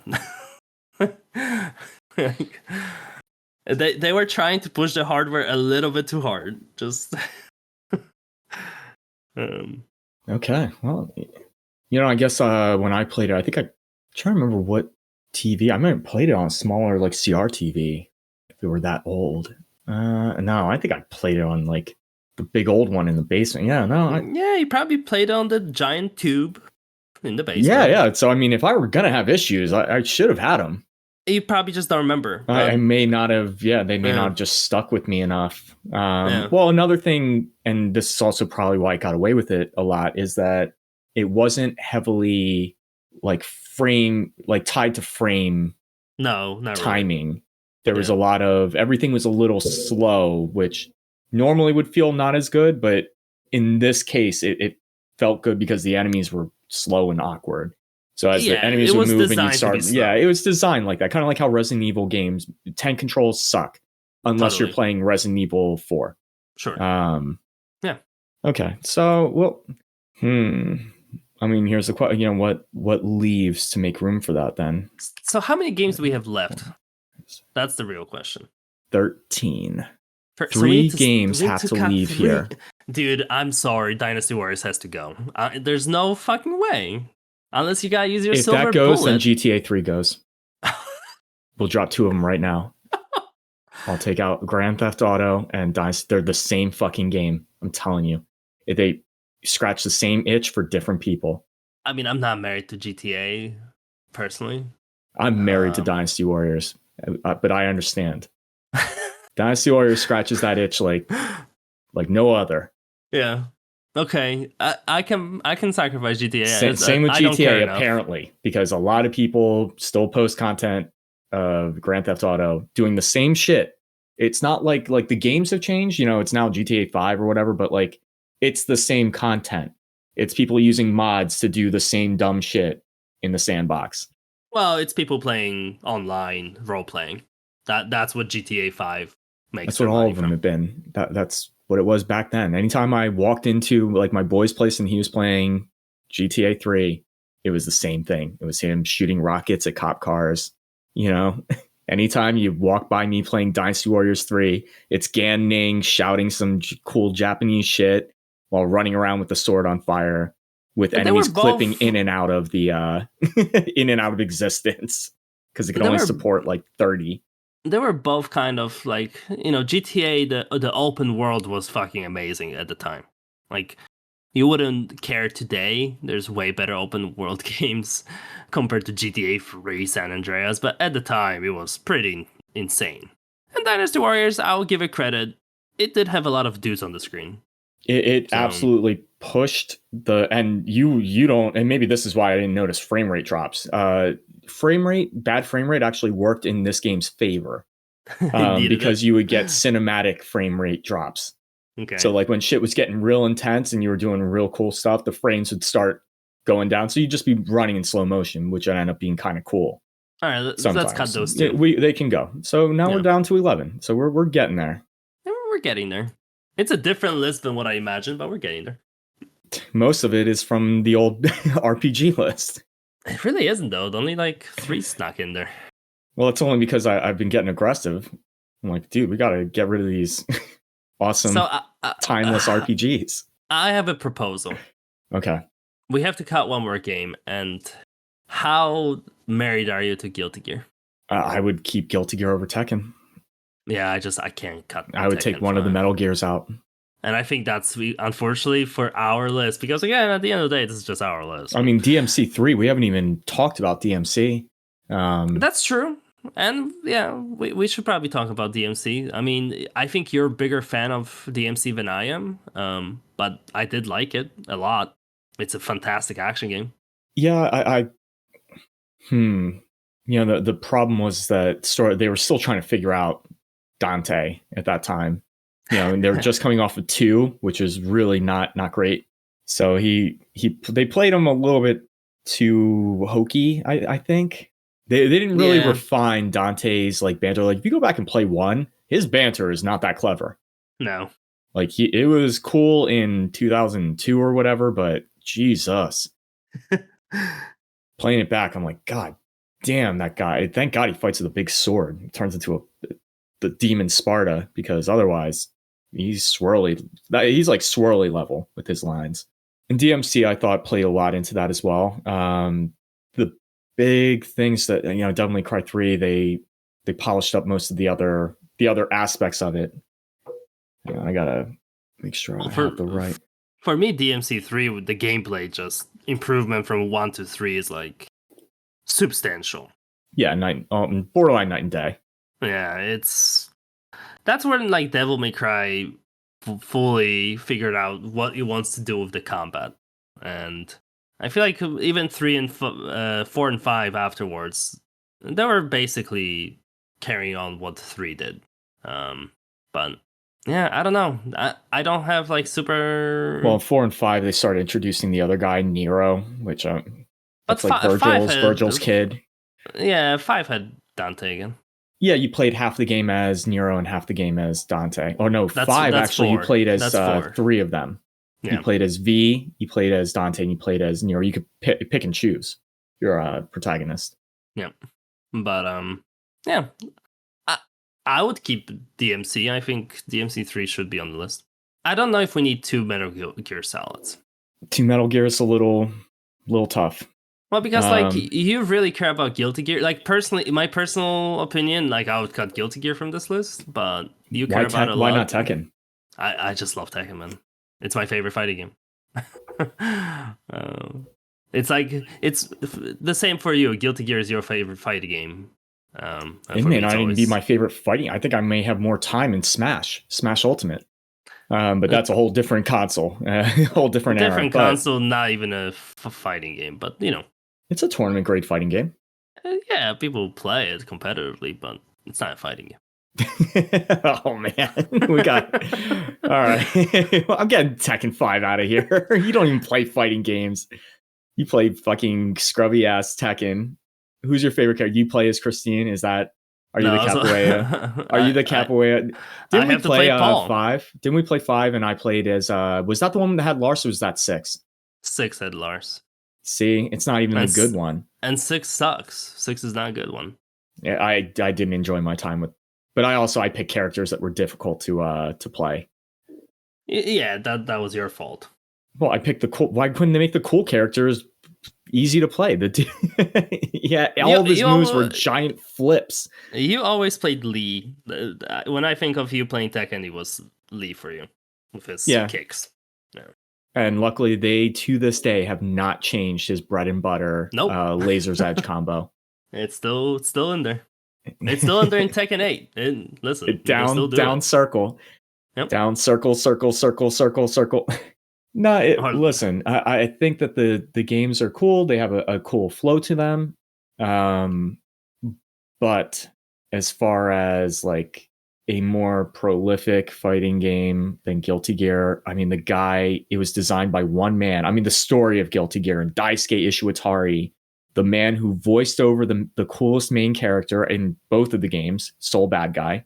There's not a cooler Tekken character than that. And then also composed and played lead guitar for the hard rock metal driven soundtrack that is critically acclaimed as probably the best soundtrack in any fighting game, period. With maybe Street Fighter being a kind of just a timeless second place. But I don't know. Tekken has it. It's got some cool stuff. And listen, Tekken's no slouch. It's not like Tekken has trash music and trash characters and trash gameplay. Like, it's got good of everything. Great of everything. The best 3D fighting game there is. The best 3D fighting game, easily. I would give you that. Like, I would argue the 3D fighting games aren't as much fun. Sure, but like from importance level, like Tekken 5 was huge. Like, I thought we're not allowed to use those. I'm not saying sales wise. I'm just saying no Metacritic, sales, or online consensus argument. Yeah, so it was huge for what? Impact wise, like it brought Tekken back. Tekken was about to be fucking killed off after 4. It was trash. That's fine. It could have died. And Guilty Gear was like the most fucking obscure. Nobody heard of those games on PS2 ever. Like, it was on no one's radar. It's not a game that really took off till 10 years later. Today, Guilty Gear is completely different level of fighting game than it was on PS2. But it's not too dissimilar. They obviously they tool around some of the mechanics and all that. They added some goofy characters. The reason why I picked Accent Core is because also it was very balanced. It was still being played like tournament level back then. I mean, I knew a tournament graded player. So, and he was actually the guy that I know, and you might remember him, Rob. He was actually a better Tekken player than he was Guilty Gear somehow. He played Steve Fox. And can I take his consensus? I mean, it's from the grave, but he also said that Guilty Gear was a better game. Yeah, I mean, it's just a debate versus people liking 2D versus 3D fighting games, and I get that for sure. I don't know. I don't think the Guilty Gear belongs on top 10 PS2 games. It just feels off. But if we can't agree, we can cut one of the Metal Gears. Like, that's the way out of this discussion. Yeah, we have to cut one of these Metal Gears. That has to happen. Because it sounds like we're just not gonna budge on the fighting games. Well, I mean, if we have the best 2D and the best 3D, then I guess we're there. Should we have one of each kind of category? I mean, that's kind of what I've been naturally doing, is paring it down so that we don't have duplicates of series, and that I don't think so. I don't think it has to be that way. It's not going to be that way because we have four of the games on here are JRPGs, so we're stuck either way. But yeah, no, I don't think that matters at all. We're just looking for best games. I just don't. I think Guilty Gear is like the one that stands out from this list the most. Like, you look at all the other games, they're like classics. You picked a mainstream game. I mean, Guilty Gear is still classic. Anybody who plays fighting games knows Guilty Gear. Today, yes.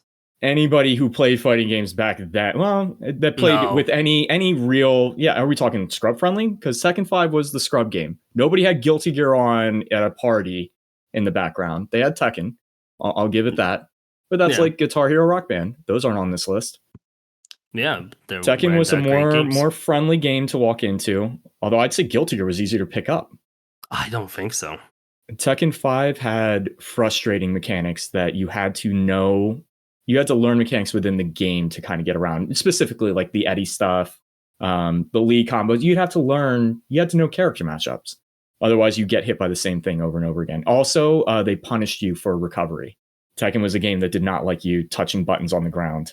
I think Tekken 5 has way bigger roster. I think has way more unique characters. It's a bigger, better game. No, get one of your Metal Gears out of here. Guilty Gear stays. I think both Metal Gears are better than Guilty Gear. And both Metal Gears are better than Tekken 5. Yeah, but I'm using my silver bullet on Tekken 5. Yes. Yeah, it's staying on the list. Like, it's not. All right. It's too important. I can't. It's too important. I'll drop Metal Gear 2. That's fine. Yeah. I think that it's a better thing for the overall series. But they kind of play very similarly. So that could be, and they're built kind of the same. They all have the same bullshit for the storyline. They all have the same crazy twists and turns. Yep. Yeah, Metal Gear 2 can go. All right. Okay. We have 10 games remaining. Why don't we go ahead and give them a quick read over, huh? Okay. All right. So, in no specific order, we are at Kingdom Hearts 2, Star Ocean 3, Final Fantasy X, Resident Evil 4, God of War 2, Devil May Cry 3, Metal Gear Solid 3, Tekken 5, Guilty Gear Accent Core and Shadow of the Colossus. Okay. And now we have to number them. So is it fair to say that the two ones that we are arguing over are probably on the bottom? Can be on the bottom. I think fighting games, by their very nature, cannot bring more than a certain amount to the table. I don't know why that is, but I think you understand what I'm saying. Yeah. I have tons of hours in all these games, but so we'll put them right down there. Yeah. So then looking above that, what should be in the number 8 place? I think it'll be easier to kind of drop some of them down and then figure out where the very top is. Although the very top, it looks like it's going to look like our PS2 list. I think Shadow of the Colossus could be where it is. I think it could be right where it is. I think the performance really, really fucking holds that game back. It's despite the technical issues, it's still one of the coolest games on PS2. Yeah. I may or may not switch Devil May Cry 3 and Metal Gear Solid 3. What do you think? Ooh. I can leave them exactly as is. I think MGS has to be higher than that. Okay. I think number 7 is Star Ocean 3. Absolutely not. Absolutely not. You can put Final Fantasy X down there. Star Ocean 3 is going to be in the top 2. So start thinking about like that. No, it's not. No, it's yes, not. It is. Not even close. Yes, it is. It's going to be above all these RPGs. So it'll be lucky if it makes top 10, top 5. It'll be lucky if it makes We're top on 5. 6. We're on 7. Well, we just put 7 and 6 together. I MGS 3 and Devil May Cry 3. To be fair, I could see FF10 being like 7. But I think Devil May Cry 3 is worse than FF10. Yes, I would go with... I could say that. I would actually put FF10 above like Metal Gear. I think the God of War and Resident Evil are better. Yeah, I think they're better. Yeah, okay. Is that a nice little middle ground? Do we find a little nook to put that in? That's fine. I'm okay with that. And it's in top 5. So as our list currently stands, Kingdom Hearts 2 is, and the top 5 are not in any order yet. No, in the top 5, we have KH2, Star Ocean 3, Resident Evil 4, God of War 2, and Final Fantasy X. Star Ocean is 5. It cannot go higher. It just can't. I know it's Kingdom Hearts 2 going to go? Where's Kingdom Hearts 2 going to go? Probably right above it. Objectively speaking, like they're not the best games on PS. Oh, we're getting into a dangerous spot where I'm looking at whatever the best game would be. Resident Evil 4, is that going to be it? It could be. There's an argument, right? I don't know. I don't think, dude, I'm telling you, like playing Star Ocean currently, right now, it has some issues. It's still a great game, but I mean, personally, I wouldn't even put it above FF10. I think it should be 5, but I don't know if you can live with that. I don't think I can. I mean, in all fairness, I do have a ton of experience on both of them. If there were one person to compare 2 games on this list very tightly, it would be me with FF10 and Star Ocean 3. You have more Kingdom Hearts 2 experience, at least. Yeah, and I played FF10. Yeah, you got a lot on FF10, which is also why you're a little poisoned by it. You like Titus. I mean, what the fuck? You must have had too much time. I like the game. I don't necessarily like Titus. Nobody likes Titus. And in all fairness, nobody likes him. No. Are you okay with Star Ocean being number 4? That's already pretty high. I know it hurts. You know what? No, it has to be God of War 2. It has to be number 4. We're so different. So if we do God of War at number 4, Star Ocean 3 at number 3, Kingdom Hearts 2 at number 2, and then Resident Evil 4 at number 1. No. Yeah, I'm just not there. I can't have Star Ocean top 3. I just can't do it. That game has too many flaws to be top 3. Too many flaws? Yeah. You're going to have to define these flaws for me. I think RE4, God of War 2, and Kingdom Hearts 2 all play better than Star Ocean 3. Feel better to play. Yeah, but how many hours of entertainment are you going to get out of God of War 2? I mean, it's an action. It feels better to play. It's an action platform. It better feel better to play. So, but God of War 2 also, let's be realistic here. There was one method of playing the game, and that was light, heavy. Was the only combo that was safe to do in the game. And also, you were supposed to use your spell, the thunder thing, to clear waves. Like that was the way to play the game. Like so, it wasn't like you had a ton of options on. You know, I mean, let's it's be. not the most It's a great game. expensive. It's It's not not the most all that expensive expensive. game. It Yeah, was it's a really not. cool concept. It has the best Of set pieces out of all of these games. it For does sure. indeed have. Yes, For sure. I'll give it that. Yes, Come on. yes. Only because Star Ocean had to make more set pieces. Star Yeah, Ocean but is like 60 hours of content. I understand. But God it's of War 2 is 10. God of War 2, like you said yourself, it's one of your favorite boss fights. It is. I No. but I would still put my fight in Yakuza 2 above that. I really enjoyed the back and forth. I like the dynamic of having the tug of war health bar. Yeah. That was a really cool. That was a cool touch. Yeah. Yeah, because it made the fight go significantly longer than I think it would have. Yep. And there was a lot of tension in it. They did something very similar in Yakuza 2. But anyway, that neither here nor there because that's not on the list. But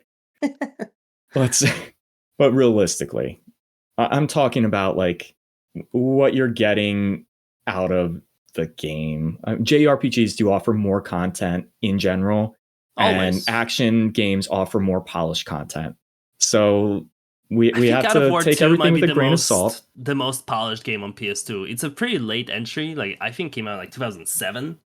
The action, the combat in God of War 2 is the best out of these games that we're talking about. We're also talking about Resident Evil 4 with tank controls, Kingdom Hearts 2, which is like a Disney game, but you know, it played pretty smooth, but not as action oriented as God of War 2.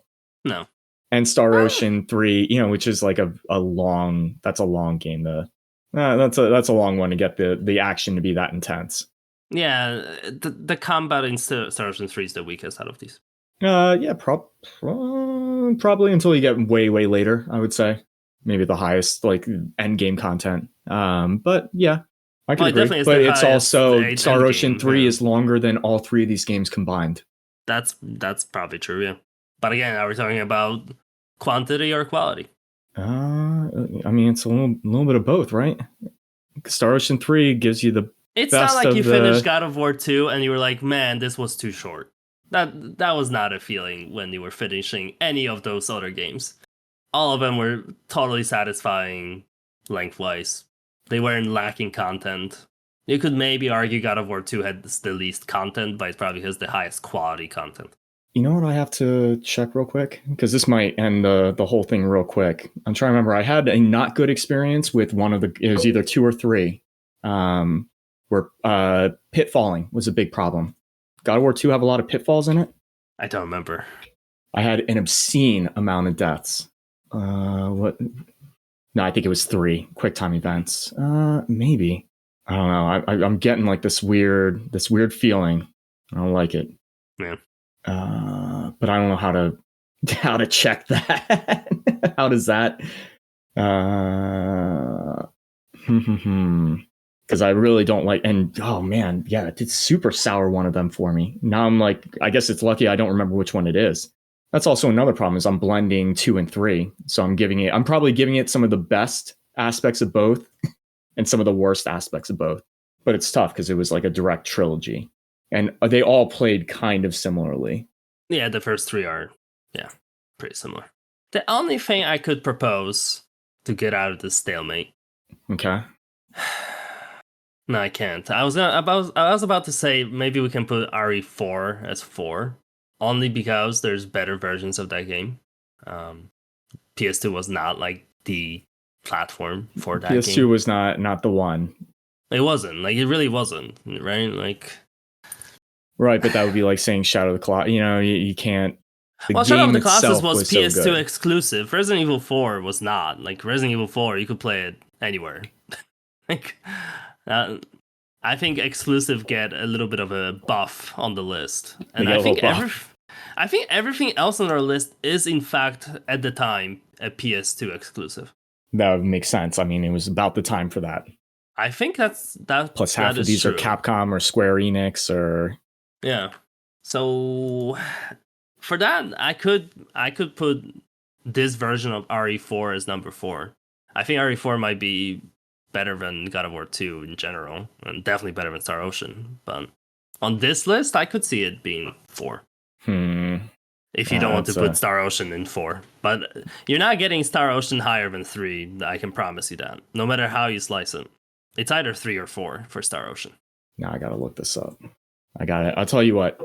If God of War 2, if I can find something that says exactly the problem I was having, that's going in 4. Like, no questions asked. Because that was like such a... I almost put the entire trilogy down. I couldn't believe... I died 40-something odd times. Like, just falling, I was literally trying to jump across ropes using my stupid hooks. I'll say my biggest complaint with God of War 2 is probably the amount of QuickTime events it has. But that was just kind of what they were going for at the time. It was very cinematic, thanks to that, at least. Yeah. I mean, I'm seeing that they fixed some things, which I know I'd have to like. I'm telling you, if I saw a video of the exact spot, I can picture the spot where I sat with the controller in my hand, and I was like, I'm not going to do this. Like that. Yeah, it was pretty bad, dude. Does God of War 2 have really annoying? Oh, they're saying it's the first one. And I'm hearing no. So, fine. God of War 2. God of War 2 can go up there. God of War 1 for sure had pitfalls. For sure. 2, I don't remember as much, but 1 had definitely a lot of instant death falls. Yeah. Especially when you were climbing, like, with your swords on stupid scaffoldings, and if someone hit you... This was like a swing and catch that I was having in particular. That was the most frustrating of them all. Yeah. Yeah, I think all right. Had so more it looks like the internet's backing you a little bit on this one. All right. So what are we looking at? Are we looking at God of War 2 being the number 1 game? Well, we need to do 4 first. Are you ready to let Star Ocean sit in top 4? It's pretty high up there, right? It's not. Considering I probably would, in my personal list out of these games, have Star Ocean like probably somewhere within 7 range. So, I'm letting you influence the list a lot because it's your number 1 game. I understand that, right? Like if this was your personal list, you would have it as number 1. Personal list, yeah, probably. Yeah. So I think, if I have it at like 7, 8, and you have it at 1, 4 is like right in the middle. You're getting a lot of gimmies on this one. You got a lot of gimmies. Kingdom Hearts. Well, listen. On a different list, by our own metric, Star Ocean is number 1 on this list. I gave it to you. Yes, I think as a JRPG, like the way it's you described the late game stuff to it. Yeah, I can see the best JRPG. It won't be God of War. It's gonna be RE4. RE4 is the best out of these. I think that's kind of. I don't know, man. Is this version of RE4 really the best game on the system? It's not even a PS2 exclusive. Not, but it's better than. I mean, it's just a better product overall than any of these things. How many times have you replayed God of War 2? How many times have you replayed Resident Evil 4? About the same time. So I played I played the original God of War 2 on PS2. I played original Resident Evil 4 on, I believe, GameCube. And then I played on PS3. There was a God of War trilogy, like a remake thing. It's not really a remake. It was like upscaling the 1 and 2 to PS3. Okay. So I platted God of War 2 on PS3, and then I played Resident Evil 4. You just got a bunch of time on it. Yeah. I played both RE4s and God of Wars probably the same amount of times, like twice. So I don't know. I just don't think of Resident Evil 4 as like the PS2 game. I don't feel good about. It's not necessarily the PS2 game. I would say games that we were playing, console games in the era, is kind of. All right, but we're talking about PS2 games, right? We are. There's a PS2 game list. It's not. The number 1 spot has to be something that I feel. I don't feel comfy with God of War 2 being there. It can't be that. And Resident Evil 4 at least sidesteps. Well, and that's another thing. If Star Ocean is like Kingdom Hearts can't be there if Star Ocean is below it. So it has to be by our own metric and elimination. It has to be Resident Evil 4. It like has to be. It doesn't have to be. But I think it's a good. I think it's still a good kind of in between. It removes some biases maybe, Because at this point, I think we're getting into a lot of bias. For sure, we're all gonna lean in whatever we played more or liked more at the time. So this kind of well, and you did a little bit more of the action stuff. I did a little bit more of the JRPG stuff. This is somewhere in between. It's not. It's kind of an action game. It's not definitely not an RPG, but it's not. And it also has done a lot more. Although God of War, still. I mean, they're still making games. How would you compare where they are now? Which series has grown better? I think RE4. Resident Evil. Resident Evil, yeah. I was kind of in the same. Well, they just have more entries. I feel like God of War did it more consistently. Yeah. But Resident Evil, I mean, they're just a bigger company, bigger IP. I think it is bigger IP, yeah. But that's also that's a tough one because we don't want to judge it based off of that. Because that if we did that, then it's just what are the most popular games on PlayStation 2? Sure, yeah. I don't know. I don't know if I can put a multi-platform game that plays way better on other systems as number one PS2. That feels wrong. It does feel a little wrong. Like it just feels wrong, But I don't think any of these other games below it. I don't think any of these games below are there. Can we put Resident Evil 4 as number 4 and move everything else by one spot? Done. Finished. All right. No? This is a question. I don't know. No, I guess it's fine. I don't hate it. And listen, if you want to make an argument for God of War above Kingdom Hearts, you can. I think you could make the argument. What are we doing here? Because I'm biased towards Kingdom Hearts, but I could see God of War being higher. I don't know. You don't feel strongly about God of War? It doesn't quite hit me like that. But it's one of those things where I played the entire trilogy. I enjoyed it. I mean, I enjoyed it enough that I had an extremely frustrating experience that I remember to some degree and still played them all. Right. Yeah, thanks. Fix that. Yeah, I saw you struggling. Got a little fucked up. Star Ocean till the end of time. Okay. So is this what we're doing? This is where we're at? How does this look to you? Does this look better or worse? And none of it looks good because by our own metrics, this cannot be the way it is. Star Ocean would have to be at the top of the list the way it is. We should have just eliminated JRPGs from the list. I think that's the big problem. I don't think so. I think that's a huge problem for it. I think something can be a better JRPG, but not a better game. And Kingdom Hearts is undoubtedly a better game than Star Ocean. It's just not a better JRPG. JRPG mechanics, Kingdom Hearts 2 are pretty whatever. It's more of an action thing than JRPG, really. That's true. That's why I didn't argue that hard for KH2 on that one, because for JRPG wise, it's fine. Game wise, it's fantastic. If you put in I promise you, if you put in Kingdom Hearts 2 today on PS4, PS5, those 2.5 HD remix things, you would have a great time. You would love it, especially the bonus content. It's phenomenal. How would you compare it? 3? Did you enjoy 3? No. Okay. I don't like 3. I picked up 3 and I played it for literally 20 minutes and I was like, I'm not playing this game. And I'm also, that could be part of why I'm a little poisoned on the Kingdom. If I go back to it and I'm like, this is not fun, then I feel like I had I don't know, nostalgia type of thing. Yeah. Nope. I don't like any Kingdom Hearts really past 2. Okay. Yeah. So maybe it's worth a little. Birth by Sleep is okay, like the PSP one. And they did have a HD remix of it on consoles as well as part of that package. That'll have to be maybe that could be my olive branch the other way, because you're currently playing through Star Ocean 3. I am. So if there were Kingdom Hearts 2 are is you not asking as me long. to do Kingdom Hearts 2 as I'm just saying you should check it out again, and I think you'll be surprised how well that game holds up. It feels surprisingly I mean, modern. You've recently played both of those. You played the Star Ocean, which does not have an HD remake. It does not. Yeah. It has an upscaler. It doesn't even have upscaler. It's literally a 4x3 or 16x9. Yeah, it's rough. It's not. They gave it no love. They dumped trophies to it, and that's it. And made it crash way more because it's running on the emulator. That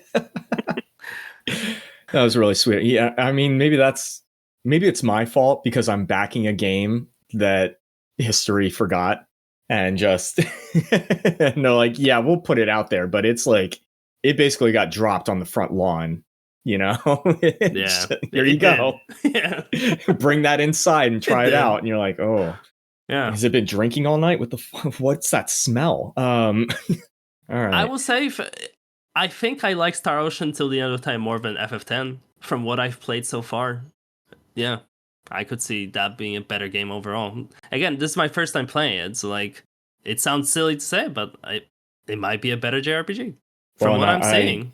I also, because I've done the extent of content that like normal people won't do, it's really tough to kind of back some of the things. Like it gets better at the 40-hour mark. I'm already like 35 hours in. Like I'm playing that game. But... You're not even at the Coliseum, right? Do you have the Coliseum unlocked?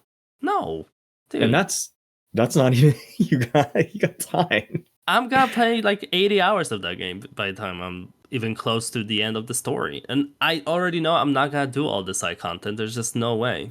It's just not gonna happen. It can't. You'll drive yourself crazy. Yeah. It's a lot. It's a lot. It's asking a lot out of you. When it really starts turning some of the knobs up a little bit, it's asking a lot. The backtracking is asking a lot already, dude. It's... I gotta be honest, maybe just in my brain, like it wasn't as bad. Or maybe I was doing things while I was backtracking, so it didn't feel as intense. But now you're kind of mentioning, I'm like, yeah, I do recall at one point I was jumping back and forth. It was right around when I got the swords guy, or Albel rather. Yeah. Yeah, and that was like, go to this place, and then go back here, and then visit this guy in the jail, and then run back here, and then there's, oh my god, an explosion. I'm like, really? It was like one time where it was really bad. And you might be there right now, but it may be more than I'm even remembering. It may get it's worse. Every dungeon. It's literally every dungeon I have to backtrack all the way up to the beginning. Isn't that because of save stuff? They never give me a freebie like, hey, let's get out of here and cutscene back to city. No, it's let's get out of here, run back, respawn all the enemies again most of the time. Sometimes they kill all the enemies, like on the super long one under the church. When they made me run back, I'm like, dude, I don't have enough healing items or health or anything. I'm dead. Like, there's no way I'm gonna leave. They made all the enemies disappear. That was nice of them. I still had to run all the way back. But you got to think about how thankful you were on that jog all the way back.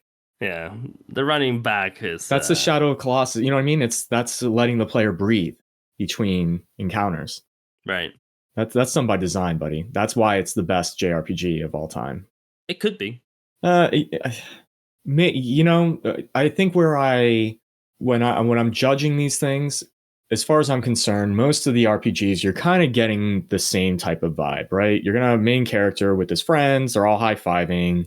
Friendship is going to do this. Oh, there's a bad guy. They're either destroying our planet, they're destroying our ecosystem, they're destroying the whole universe, they're destroying something. It's all going to kind of be whatever. And then what they do with like the extra content and the bonus content and how they like make it fun and interesting is really what I look at, which is why like Final Fantasy X stuck out. Yeah. Star Ocean obviously sticks out because those are games with like extensive bonus content. Tales of Abyss, extensive. So like even when you're done, it's a fun platinum to chase. Yep. If this game had better trophies, or if it had trophies back then, it would have been way cooler because there's a lot more to explore. There's arguably too much to explore in this game. Yes, it seems massive. Explore. It seems massive, and some stuff is really hard to decipher today, especially the crafting. Like I tried crafting with a guide today, and it still didn't work. I'm like, what the? How's this possible? So I don't know. The crafting was probably my least favorite part of the entire game. Crafting the alchemist stone was not fun in a shitty dodge 200 lightning bolts kind of way. Right. Yeah, you know, where you're just sitting there and you let the bar go up once and then you hit, check, and then it ends up it's like a strange lump. Yep. Strange lump. I got a lot of those. Yeah. Yeah. So that maybe don't spend your whole life there. I don't want you to get I don't want it to suck the soul out of you. By the time I had like really engaged with the crafting, I was in. I was doing Coliseum stuff, and I was seeing like, okay, I need to craft to get this little edge up. Like it made sense. You're doing it like, let's see what the crafting's about. Don't do it like that. You'd be like, okay, crafting sucks. I don't want to do this. Yeah. Apparently, to get a platinum trophy in this game, it's between 350 to 500 hours. That sounds about right. Yeah. The sheer scope of the task puts it amongst the most time-consuming JRPG platinums ever. Even I wouldn't have it. You said that the one was like completed on 4D mode. Yeah. I never did that. Yeah, you need to beat the campaign 3 times. I could probably beat the game on 4D mode. You could not do like the bonus content. And I think that was probably it for me. Once by the time I was able to beat Ethereal Queen, I'm like, I could do anything in this game. Right. There's no greater challenge available, period. No matter how they tune the numbers in the base game, the way that they did that was pretty good. Yeah. Pretty intense. All right, Chris, and they did it in safe spots. So yeah, I think that's the list. So Paul, why don't you read it down from top to bottom, or from bottom to top? Is that where better? We can go from bottom, I guess. Yeah, so, yeah. What's number 10 slot? Number 10 is Guilty Gear Accent Core. Number 9 is Tekken 5. That's the end of fighting game segment. Number 8 is Shadow of the Colossus. It's the end of adventure game segments. We got Devil May Cry 3 at number 7. Uh-huh. Metal Gear Solid 3 at number 6. Final Fantasy X at number 5. Resident Evil 4 at number 4. That was a good compromise. It should be Resident Evil 4 PS2 version. PS2, absolutely. This is a PS2 list. If this was like the list of all games of this generation of consoles, yeah, it's way higher. It's probably number 1. Star Ocean Till the End of Time snuck its way all the way to number 3. Clawed its way. You had to kill a lot of your other favorite games to get there. But, I shot some games cold. Then we got I was like, Kingdom Hearts 1, get rid of it. We don't need it. Yakuza, get it out. That's fine. That's fine. Dynasty Warriors, goodbye. Dynasty Warriors, that was a tough one. I didn't want to give that up. God of War 2 at number 2, and somehow Kingdom Hearts 2 at number 1. Somehow we talked ourselves into a corner where our only options were like a game that isn't as good on this console, but is a better game. Right. It depends how you look at it, you know? Important wise, like RE4 should be number 1 probably from this list. But I don't think either of us loved RE4 for PS2 system. No, I played it just a little bit. By the time I had even approached the game on PS2, I had already played through it multiple times and had better experiences on GameCube and Wii. Yeah, and that's how late I played it on PS2. I had already played it on Wii. Okay, that's pretty late. Yeah, like. All right, so that is the list. So this has been the best of PS2 games, and this has been Paul and Chris of the Scrubcast, and you can reach out to us at our email at scrubcastpod@gmail.com. There it is. Everyone has their bingo boards ready. Like, will Chris fuck up the email reading this time? And what is one guy what listening? Is the email? I got so close. Scrubcast Pro is what I said. Can you do me a favor? Can you just get all the emails for? Can you see if that domain's available? Can we get Scrubcast? We just Pro, need to get all of them. Scrubcast Pod. What's the other one that I always say? Scrubcast Podcast. Scrubcast Podcast. Or Scrub Pod, because I keep wanting to omit cast from the pod at the end. So I'll say Scrub Pod. You picked a real tongue twister for our segment. Listen, that's all we had available on Gmail. So okay, so never mind. You must deliver your comments, questions, and suggestions to scrubcastpod@gmail.com. So this has been Chris and Paul, and we will see you on the next Scrubcast Pod. Cast.